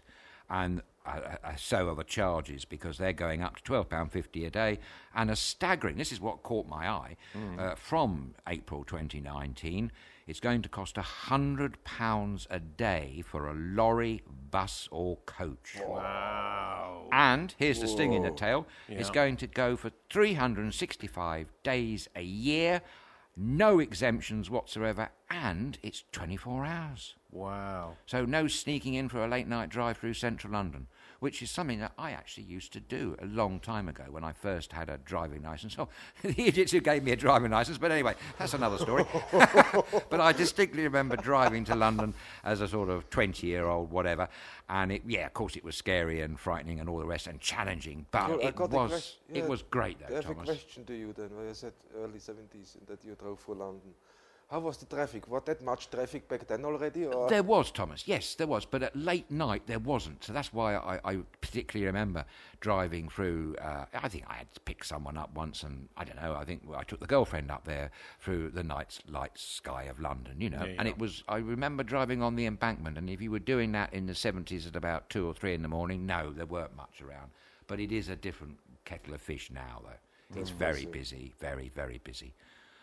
So I think the mayor is doing his best to try and get as many vehicles off the roads. But of course, London is such a busy, vibrant city. You know, Yes. other things have got to be planned to get the deliveries in and all the rest of it, haven't they? The rain makes me laugh. We're talking with Wayne about the congestion charge. And he doesn't even drive. He doesn't no? even drive. It's No, really I know, nice, I you know know. what? I I know. really don't care. I can charge £200 a day. if you want. I will say though, obviously as a user of public transport, Yeah. that's going to increase the Exactly, level of yes. congestion on the public transport, and it's. I know for a fact that if you're commuting into London from the outskirts and you get on a train early in the morning, you are jam packed. Sardines. Like sardines. Yeah. And I think that's dangerous. I mean, Of course it is. there is no restriction on how many people they will jam onto that train, Which is crazy, isn't it? which is crazy. There's no. I mean, you would normally say that that's beyond health and safety. Of course. And you see people with noses pressed up against Yes. the window and everything, can't hardly breathe. I mean, good Lord. It's horrendous. So that is going to increase the number of people that are going to be using public transport. Are they going to increase the number of trains? I bet they don't. They're supposed to, but that's a very good point. I think they're increasing the number of buses. I did read that somewhere. Okay. Let's hope so, eh? But I But do you just think- remembered my journeys into central London on a train, and it was just horrendous. Yeah. Do you think, as a non-driver, the congestion charge is a good thing? Yes, I suppose so. I mean, if it's going to reduce the amount of congestion in the city, then yes, and it reduce the pollution, definitely. Yeah. As I say, my concern is, as a user of public transport, how it's going to affect everybody else. Let's hope more buses. And maybe bigger ones, longer ones, double-deckers and all that, you know. Bendy buses. Bendy buses. Difficult in London, I think, really. Well, that's a bit of a problem here. Well, some routes, yes, but I think they had a problem with... You can't put them on just every route. Not really. Well, think of the mini roundabouts. Yes. Poor. Okay, yeah. Poor bus drivers again. But, yeah. Sorry, but... sorry. Sorry. The trains being packed, that's just It's horrendous. ridiculous. I know what you mean. I've done a couple of trips from Portsmouth to London, and then you go on in the morning. Yeah. It's crazy, you know. Man, okay, I had the luxury then. I say, okay, I don't have to be in the morning that early, No. so I take a train later. It's nicer. But if you have to go in Yeah, with the early trains, yeah. it's a nightmare, especially from Portsmouth to London. Yeah. You can stand in the train for an hour. Yep, and there's also cancellations and Yes.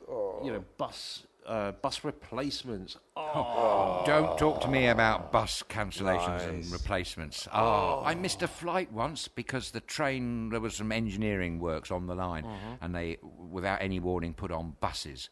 And as you can imagine, I had to go to Woking, I think. I was going to, can't remember if it was Gatwick or Heathrow now, but the point is, the bus was late turning up, and when it did arrive and light people at the other end, it decided to do all the other terminals except for mine. So I was the very last terminal to depart from the bus, and of course I missed the flight, which was an absolute disaster.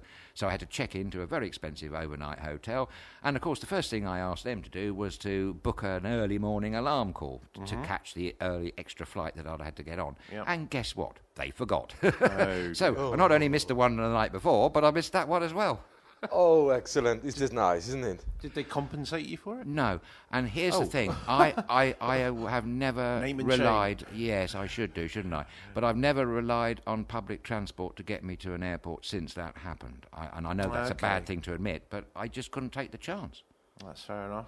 But you know, perhaps we should give it a go I again. don't know. I mean, the trains from to Gatwick from I want to say Victoria now.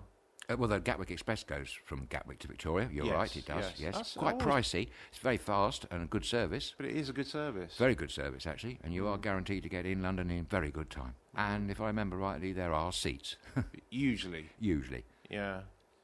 But I don't know. The congestion charge sounds Yeah. like a good idea.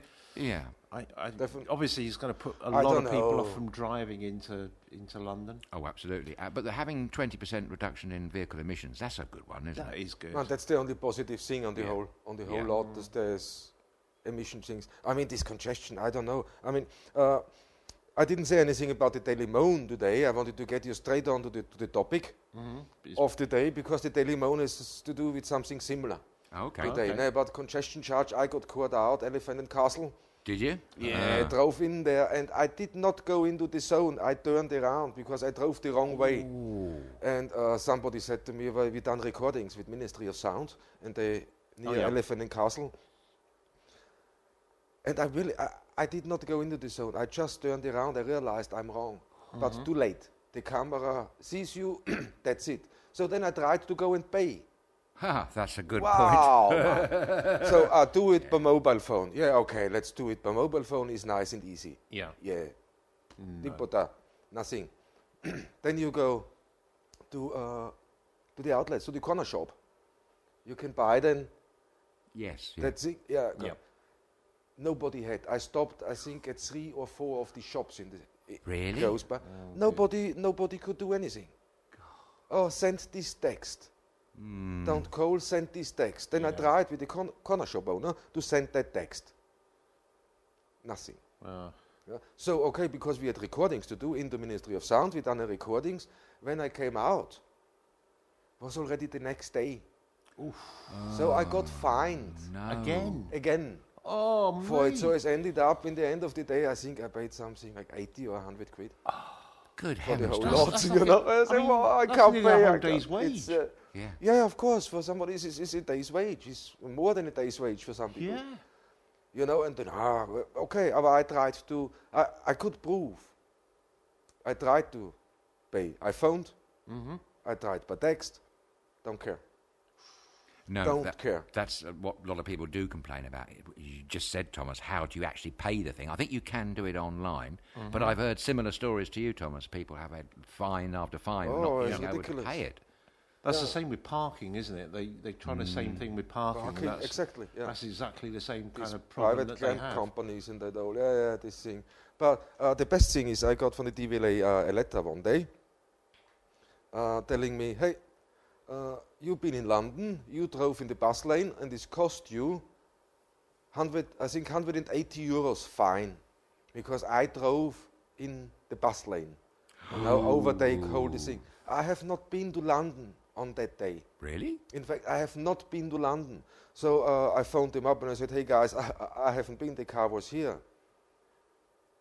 I had the car and I haven't been to London for weeks.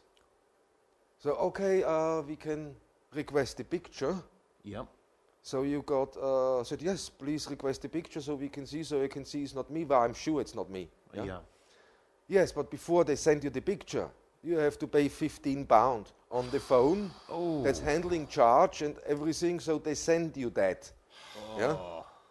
So I arrived the picture, look at the picture and say, wow. Okay, it's the same type of car, but a complete different color. Really? Yeah, yeah. And not me driving. You could clearly see it's not me driving. You could clearly see it's not my car. It's the same type of car, but different color, everything is different driver, everything. So I phoned back up and said, hey guys, it's not my car. This car was red. My car was blue. Yeah, had Completely the same number, same license plate. On Same the red one, with the same Really? license plate as mine, same license plate. Then he said to me on the phone, he said, oh, come on, it's not a problem, but take a picture of your car and post that picture to us so you can prove that's not your car. I said, can't you look in by the DVLA for the thing? It is registered blue. It's blue. It's written blue. Yeah. Not red. No, it's big difference. Yeah. Big difference. there. just a bit of blue. difference, yeah. So now I had to send a picture. So I had to go take a picture, get a picture developed, put it in the post, send that. So it took a month nearly. Oh. And I said, no, it's yours. There's a favor, we cancel that. I said, what do you mean it's a favor? I just proven to you this is not my car. You see the picture of the driver. Do I look like that? Yeah. That's quite And a he said, disturbing "Alright." story, though, isn't it, Yeah, Thomas? but who paid me all this money back? I had to pay £15 to prove my innocence, and then I had to go take a picture, get it developed, Yep. send it by post in. So it's my time too. Yep. It took me a couple of hours just to organize that all, and then you're not even getting an apology. Where I said, okay, who is out there with this other car? Because this is a fake license plate. That It's is a got fake on there. license plate. I was So- just going to ask you What's that. that? That's the answer, isn't it? Fake, yeah. Fake license plate, yeah. Yeah. Drove with a fake terrible. license plate around and said, okay, what's happened with this now?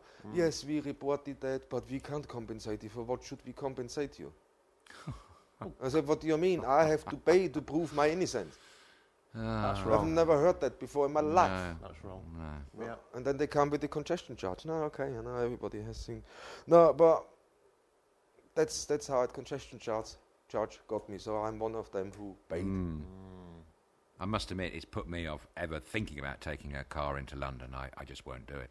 Last time I went there, the trains are fantastic anyway. Well, not when they're overcrowded. But Docklands Light Railway, that was a good one. Oh, I was Docklands staying Light in Railway, Greenwich, yeah, that's yes, good. and that's a good little line. Goes through Canary Wharf, which is extraordinary, really. Extraordinary place. Actually, Canary Wharf Railway Station, underground station, or Docklands Light Railway Station, it's also an underground station, except it's overground, is absolutely amazing station. I think it was designed by Richard Rogers. It's really quite a piece, I tell you.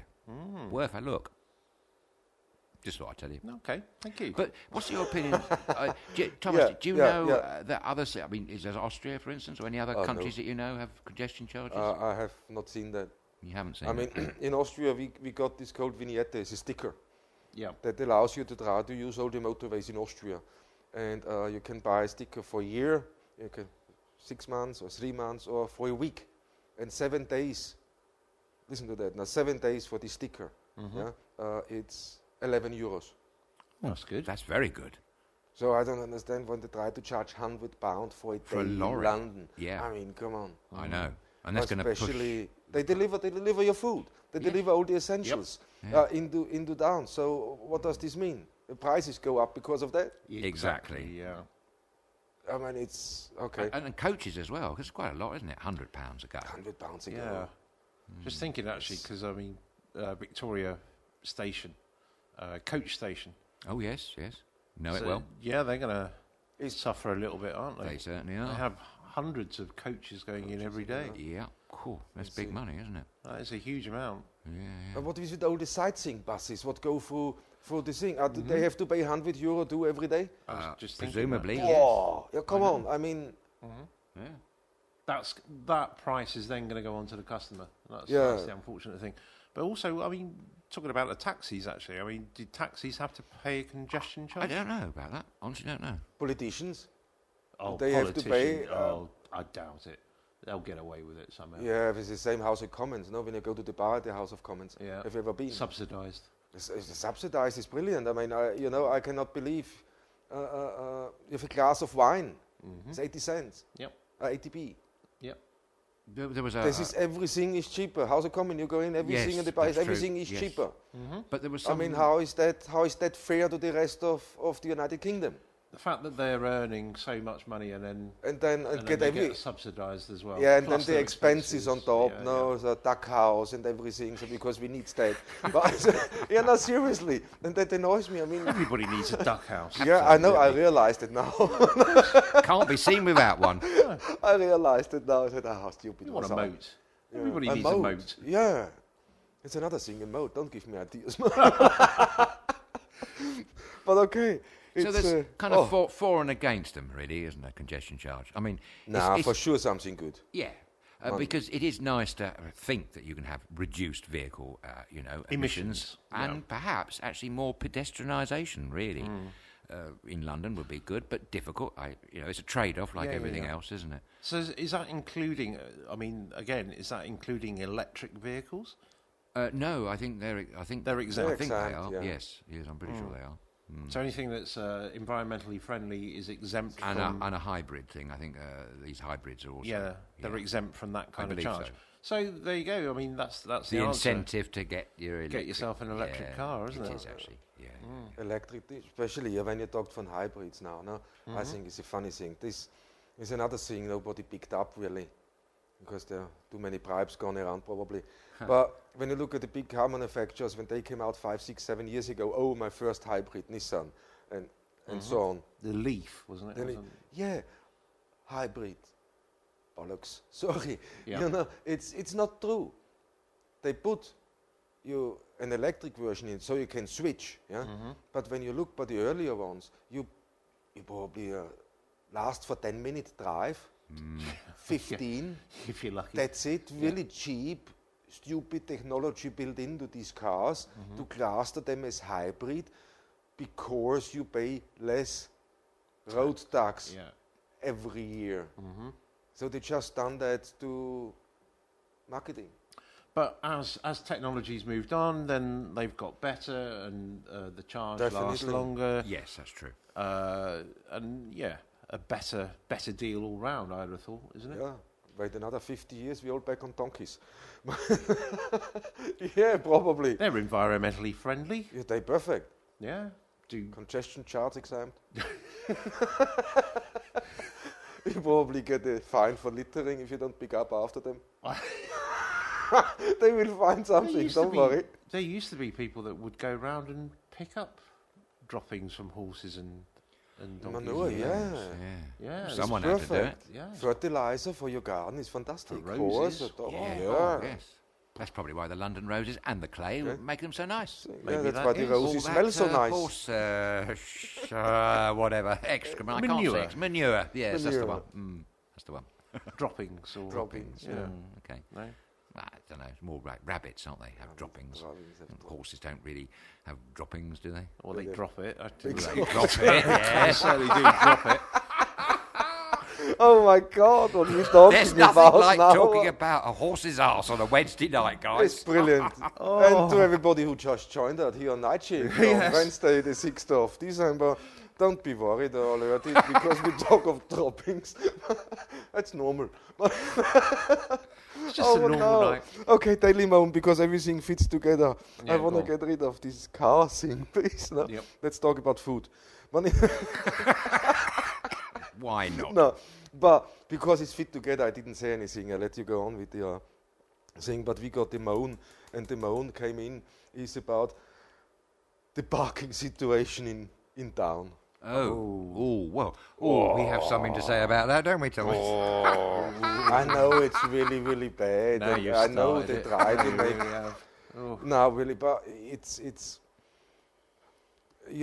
when you go in and they have more car parks. I have to say the municipality opened more car parks. When we arrived 5 years ago, there were not that many. No, that's very true. They're well managed.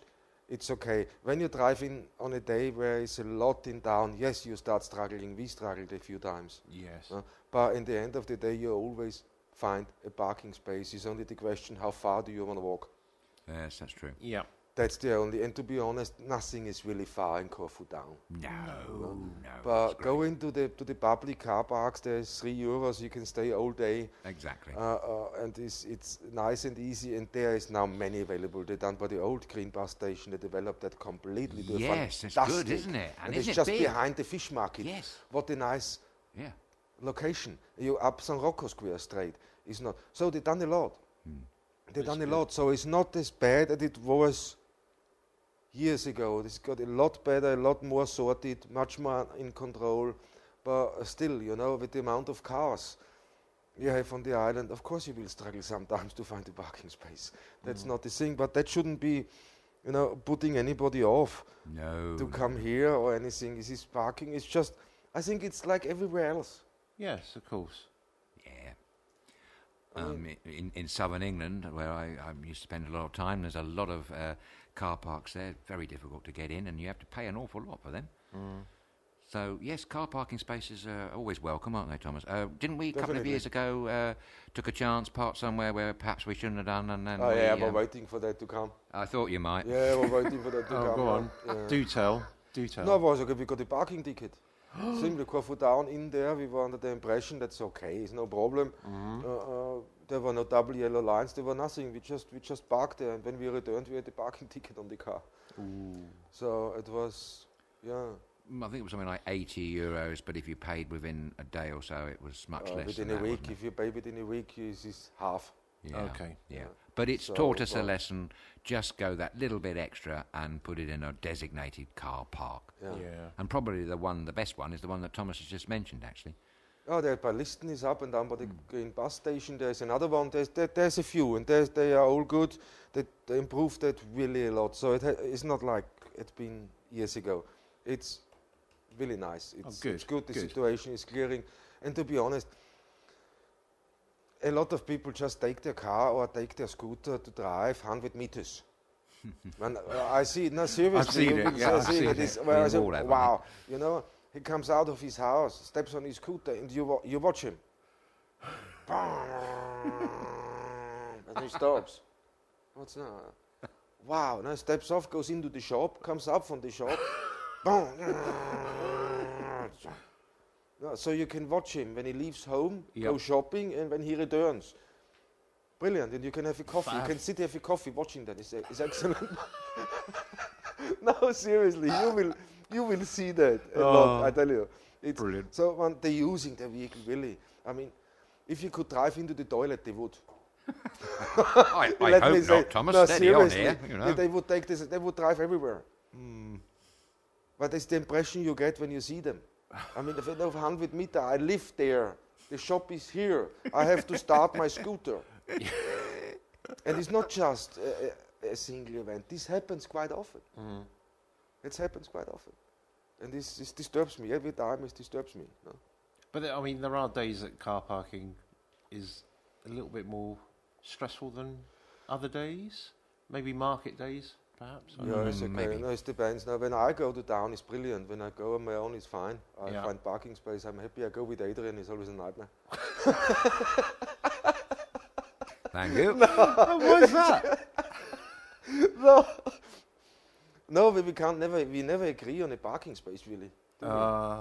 Okay. Possibly. But you have now. I mean, you've... No, you've- we that's why we always choose the paid one Oh, okay. Yes. because I don't want to park by the obelisk. I have bad experiences there by the obelisk right, to park, okay. and when they come forward, backward. Well, actually, so that's, it's following on from that story we ran a week ago, that's probably a good point to mention, Thomas, because actually you do take a chance parking along by the obelisk, as we Obelisk, say, yeah. because of the waves. You know, there was Totally. a car, wasn't there? Oh, and yes. a poor man lost his life. I lost his life. Was parked Yeah. there, and the wave grabbed him, dragged the car into the sea. He got Amazing. somehow locked into his car, and he drowned. Yeah. Yeah. So maybe it is best to park in a designated large parking area, and there are quite a few around the town. That's There's a few small ones right in the middle. Yeah. But I find, I don't know about They're you, too Thomas, small. they're a bit, it's a bit Yeah, I tricky, don't like aren't them they? either. No, yeah, I don't like them either. And It's one a of them little- you have to give your keys to, and Yeah, you come back, and your car is sort of buried behind, not buried, Somewhere. but it's absolutely, I mean, it's amazing. And you have to wait for some of the, it's a bit like Chinese puzzle. He moves one car one way, and it was all Seems very so. complicated. I was standing there for absolutely ages to Yeah, get the car back. it's strange. It I was know. strange. I Another stood one. there once, and I was thinking, oh my God, No. why And And did you I never do that? quite... I suppose you never quite trust anybody else with your car. No. No, I don't like that idea, do you? I don't like it No, either. no. It's But rest assured, there are more parking places for cars now than there certainly were 2 years ago. That's absolutely a fact. Definitely. Yeah. Fabulous. definitely that improved the situation, improved drastically, Yeah. and the municipality of Corfu, I have to say, they've done a great job. They have. They've yes. done a great job. They're sorting things out. They're not waiting like it happened before. That current government, what is now in Corfu town, is really responsible for a lot of change in the last 2 years. It's good. That's good. Definitely, It's good. definitely. You can feel that, you can see that, and that's something that motivates you on this beautiful island. Absolutely. Change for the better. Yes. Exactly. That's All- really good. All for that. Into the Yeah. 21st century. How fantastic! Wow! Did we finish moaning and topic today? We have. I'm just saying, though, Stop picking today. up on your point, it is 21st century, and we must remind everybody that we are 21st century, because none of this would be possible the last century. Live streaming. I mean, it's fantastic, isn't it? Live from Corfu. Yes, Yep. to going all around the world on the internet. I mean, it was unimaginable 10, 20 years ago, really, wasn't it? Certainly Oh, was with completely. dial-up. Oh, my word. Yeah, I mean, they wouldn't have been able to stream anything. Definitely not on a dial-up modem. Oh, my Oh. word. Do you remember those things? But Oh, I'll never forget them. 56K, yes. It was that awful noise as well. Like, it used to grate my teeth. Horrible noise. I can sort of hear it now in the back of the head. Nasty. Oh, no, it was worse. Yeah, that was the one. Bad turns. there's memories coming back. Wow. So, that's the moan done then. That's the moment done. Okay. So we even given it to the dial-up. Yeah. Okay, guys. Now mountain parking, everything improves, and 21st century definitely. And live streaming, what we do is just the beginning. It is. It's just the start. That's what exciting, we isn't hear. it? It's just the beginning. We're having a little bit fun every day from 10 o'clock till midnight here on StudioKerkyra, Nightshift. So join us, but there's a lot of things coming. The program will be not extended, but made a little bit more elaborate. We're working on things around, and slowly we grow the whole station Yeah. with also different programs, of course. Yeah. Okay, guys, Fabulous. that's that one. Then it's soon time again Oh.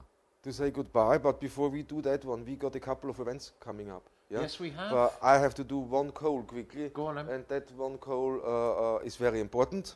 Let's have a look. Oh, yes, of course. And that's the animal rescue Yes. operation currently running in Corfu. There's a lot worse than it was a couple of years ago. And there's the Ark. The Ark is situated in Corfu town.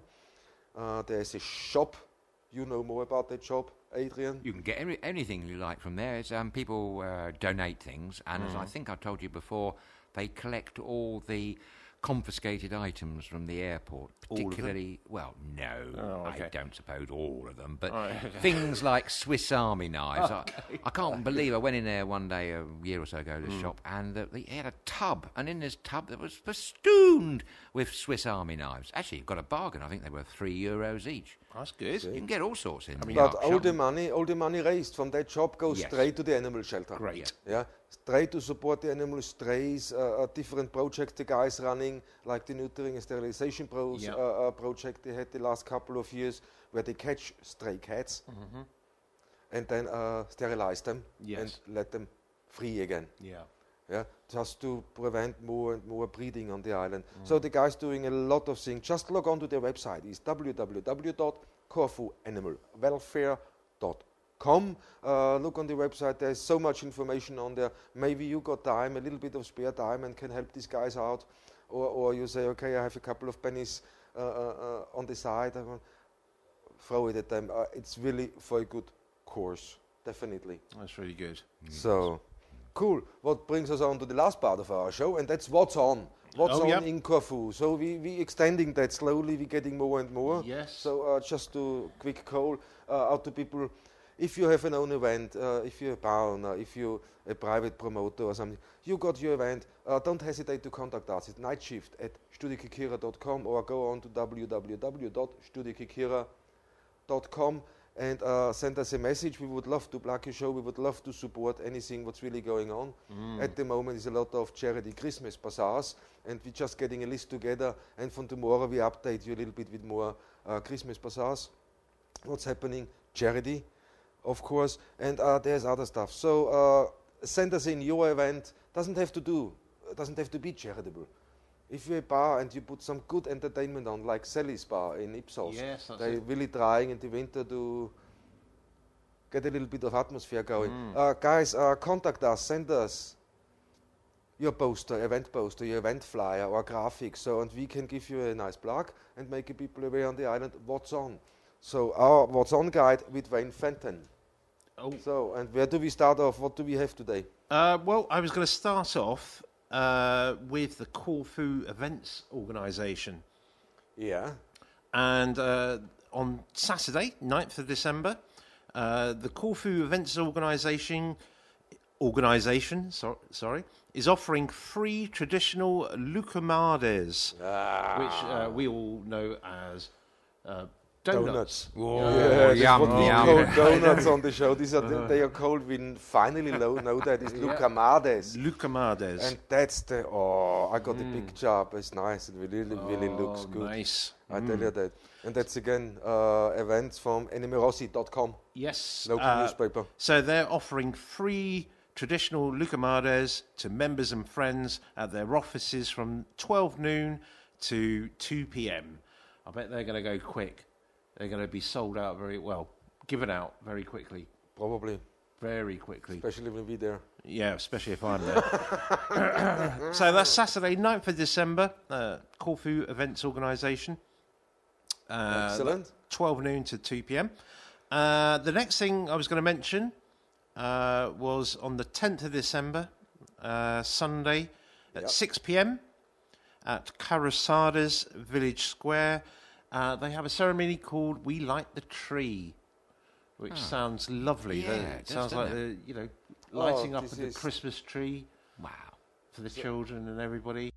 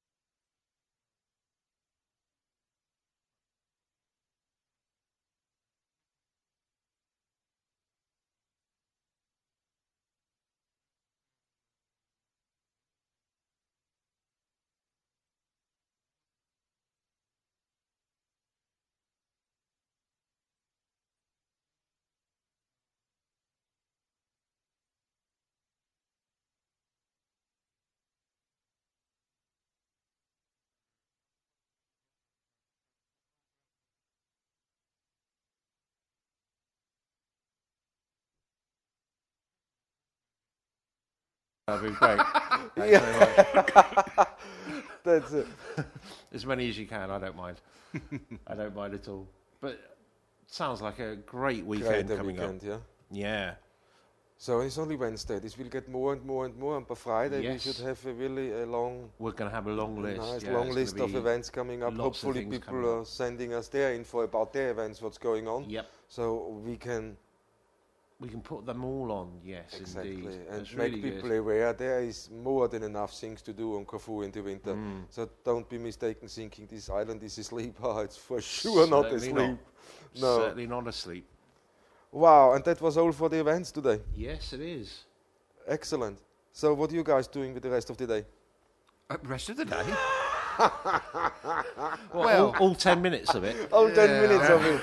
I'm not sure about that. Well, I don't know. Maybe I might have a coffee. Well, I'm just thinking that. I'm certainly going to have a cup of coffee. Absolutely. Can't say I can get a donut. Not at this time of night. But I know. See now. Can you not go and find somewhere that's doing donuts now? I don't think there is, to be honest.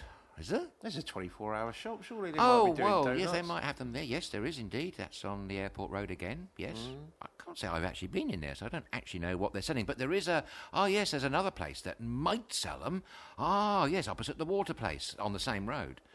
They're also 24 hours, I think, during the winter. Certainly are in the summer. But I don't recall seeing any donuts there. Maybe we'll have to make some. Yes. You're a good cook. Up. That's yes. a great idea. You're a good cook. We know this, so maybe you could try some donuts. And Maybe I could. Yes. How about I that? can find a recipe. I can find a traditional recipe and then make some. Okay. Donut. Oh, yeah, that's a great idea. Yeah, they sell them in the coop. They sell the ready-made bags. Oh, the ready-made packs? No, He's going to do it from scratch. I'll do it from Nowadays, scratch. that's called traditional. Yeah, traditional is to get it from a packet. Ready bag and go. I mean, can't be that hard, can it? I don't think it is. I know I've seen a recipe somewhere for it. I know that your landlady, when you used to live in another village from here, I won't say because I don't want to embarrass her, but she used to come round and leave you donuts sometimes, didn't she? She did. And if I remember rightly, because she used to be my landlady some time ago, and she used to make the most amazing donuts. But 11 o'clock in the morning, I suppose it's for breakfast, but I'd sooner have mine later on in the day, really. Breakfast, lunch, dinner. Any time's good for donuts. Any time's good for a donut. Thanks. Oh, It's one of those food stuffs, isn't it, that you can eat any time. exactly. It's quite funny. You start fancying it. You can't wait. No. But what would you have yours with, though, Thomas? Do you have yours with honey or? No. I'm more a chocolate caramelly person. Yeah. I like honey too. I love honey. Don't get me wrong, but I think on that one I need chocolate. Yeah. Definitely. Actually, I mean, I'm thinking a bit of maple syrup. That's something different. That's something different, isn't it? A bit of maple syrup on them.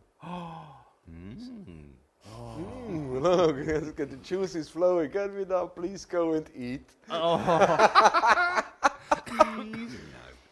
But we got them here. So we have this lermucades. Yeah. Lucamades. Or lucamades. We got the they stand have outside our studio on the 12th of December. St. Spiridon Day. We got the stand outside. I got the girls to stand exactly outside the studio door. That's what we're looking forward So to, I isn't it? cannot do any better, guys. No, I know. You can't actually. Thomas. Well done, that man. Thank you very much. We get there. Yeah. You think about me, don't you? Of course. I mean, I have to see. I'm here for 5 years, so you have to catch up a little bit. I do have to catch up a lot. We're doing a crash course on Corfu cuisine. And there's so much of it. Whoa, so much it's good unbelievable Corfu what's on. cuisine. I've eaten things on this island I have never heard before, and I have never eaten before, of course. But wow, there's stuff on this island what really takes you by surprise. I know. And one of the best things I eaten here, and I have to say this now, that was a portetto. Yeah, our original with scorpion fish. Oh, okay. So this is a mixture of a little bit like a stew, but a lot of vegetables and potatoes and everything in there. Hot, but scorpion fish in it. Nice. That's the original, and this was superb. Superb. So there is for sure. So Do you know, I think we ought to call this the food show. the food show. We talk about food. We talk about food all the time. I know, but I don't start that. This is you guys always who start talking about food. It just seems to naturally pop out, doesn't it, really, food? We do talk about Naturally. it a lot. I don't know why. Oh, I don't know. No. It's a good subject, though. Maybe it's because it's cold and it's a psychological thing. Maybe. Definitely. How do you like your Lucamadas then? Any way they come, but preferably with sugar. Preferably with Plain sugar, with sugar, to be honest, yeah. I think I like mine with honey. I Honey? do. I love mine with honey.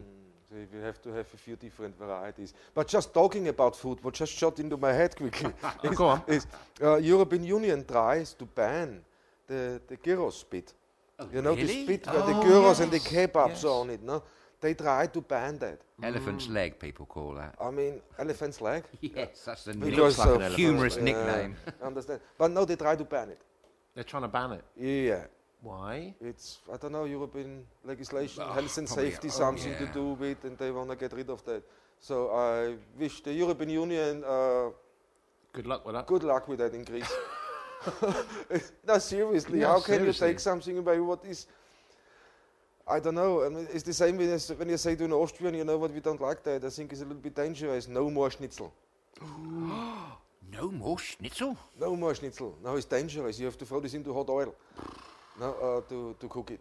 Yeah. So I don't know so they're telling the Greeks now, okay, you can't have any gyros anymore. Oh, come on. You know, European Union, you guys are really,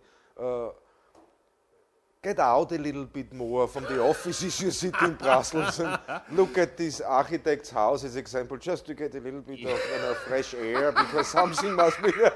No, seriously, there must... Try and think outside the house. Think outside the house, yeah. Good one. That's a good one, like that one, Ziga.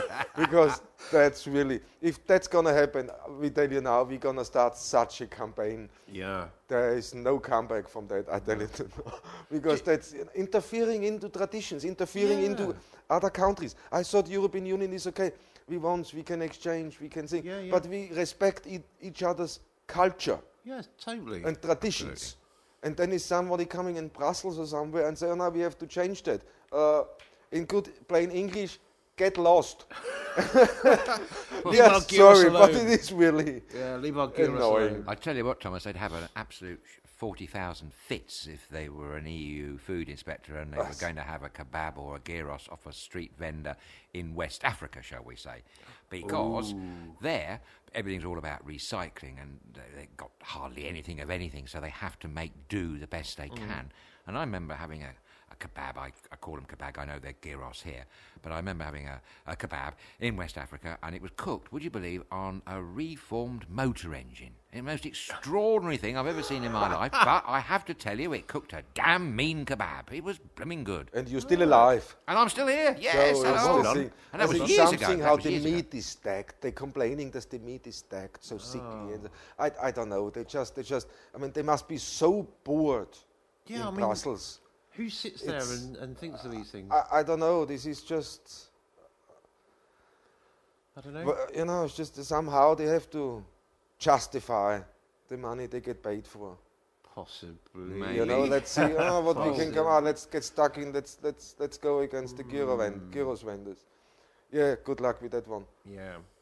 Wow, I'm gonna chain myself to the thing. Change myself to the gyros. Yeah, Yes. let's try to take it. But like they done it You with get trees. turned around. You turn around like that. Yeah. I chain myself to the kebab shop. Try to get me away from that one. No, from the Yeah. gyros shop. Sorry. Yeah, that's all right. But it's Well, there isn't one far from here, is there, No. actually? It's a few yards of walk, a few feet, actually. a few yards away from us. That's brilliant. Yeah, now we know how to choose our location we work from. We're very lucky, ladies and gentlemen, because we're surrounded by coffee shops, for one And the, thing. yeah, in the And a most gyro beautiful shop. village of Ios Mateos. Yes. Fabulous. Wow. It's a great village, it really is. Definitely. amazing. There's a lot of great villages. Not Of just course there are. Mateos. There's a lot of great villages. Look, Bentati is a fantastic village. You go down Misongi, Maretica. No, it's not villages, really. No, they are. Maretica is a village, Yeah, isn't it? it's a- yeah. it's a Misongi village, is yeah. beautiful. Everywhere's good. So, okay, guys. I think we come to the end now.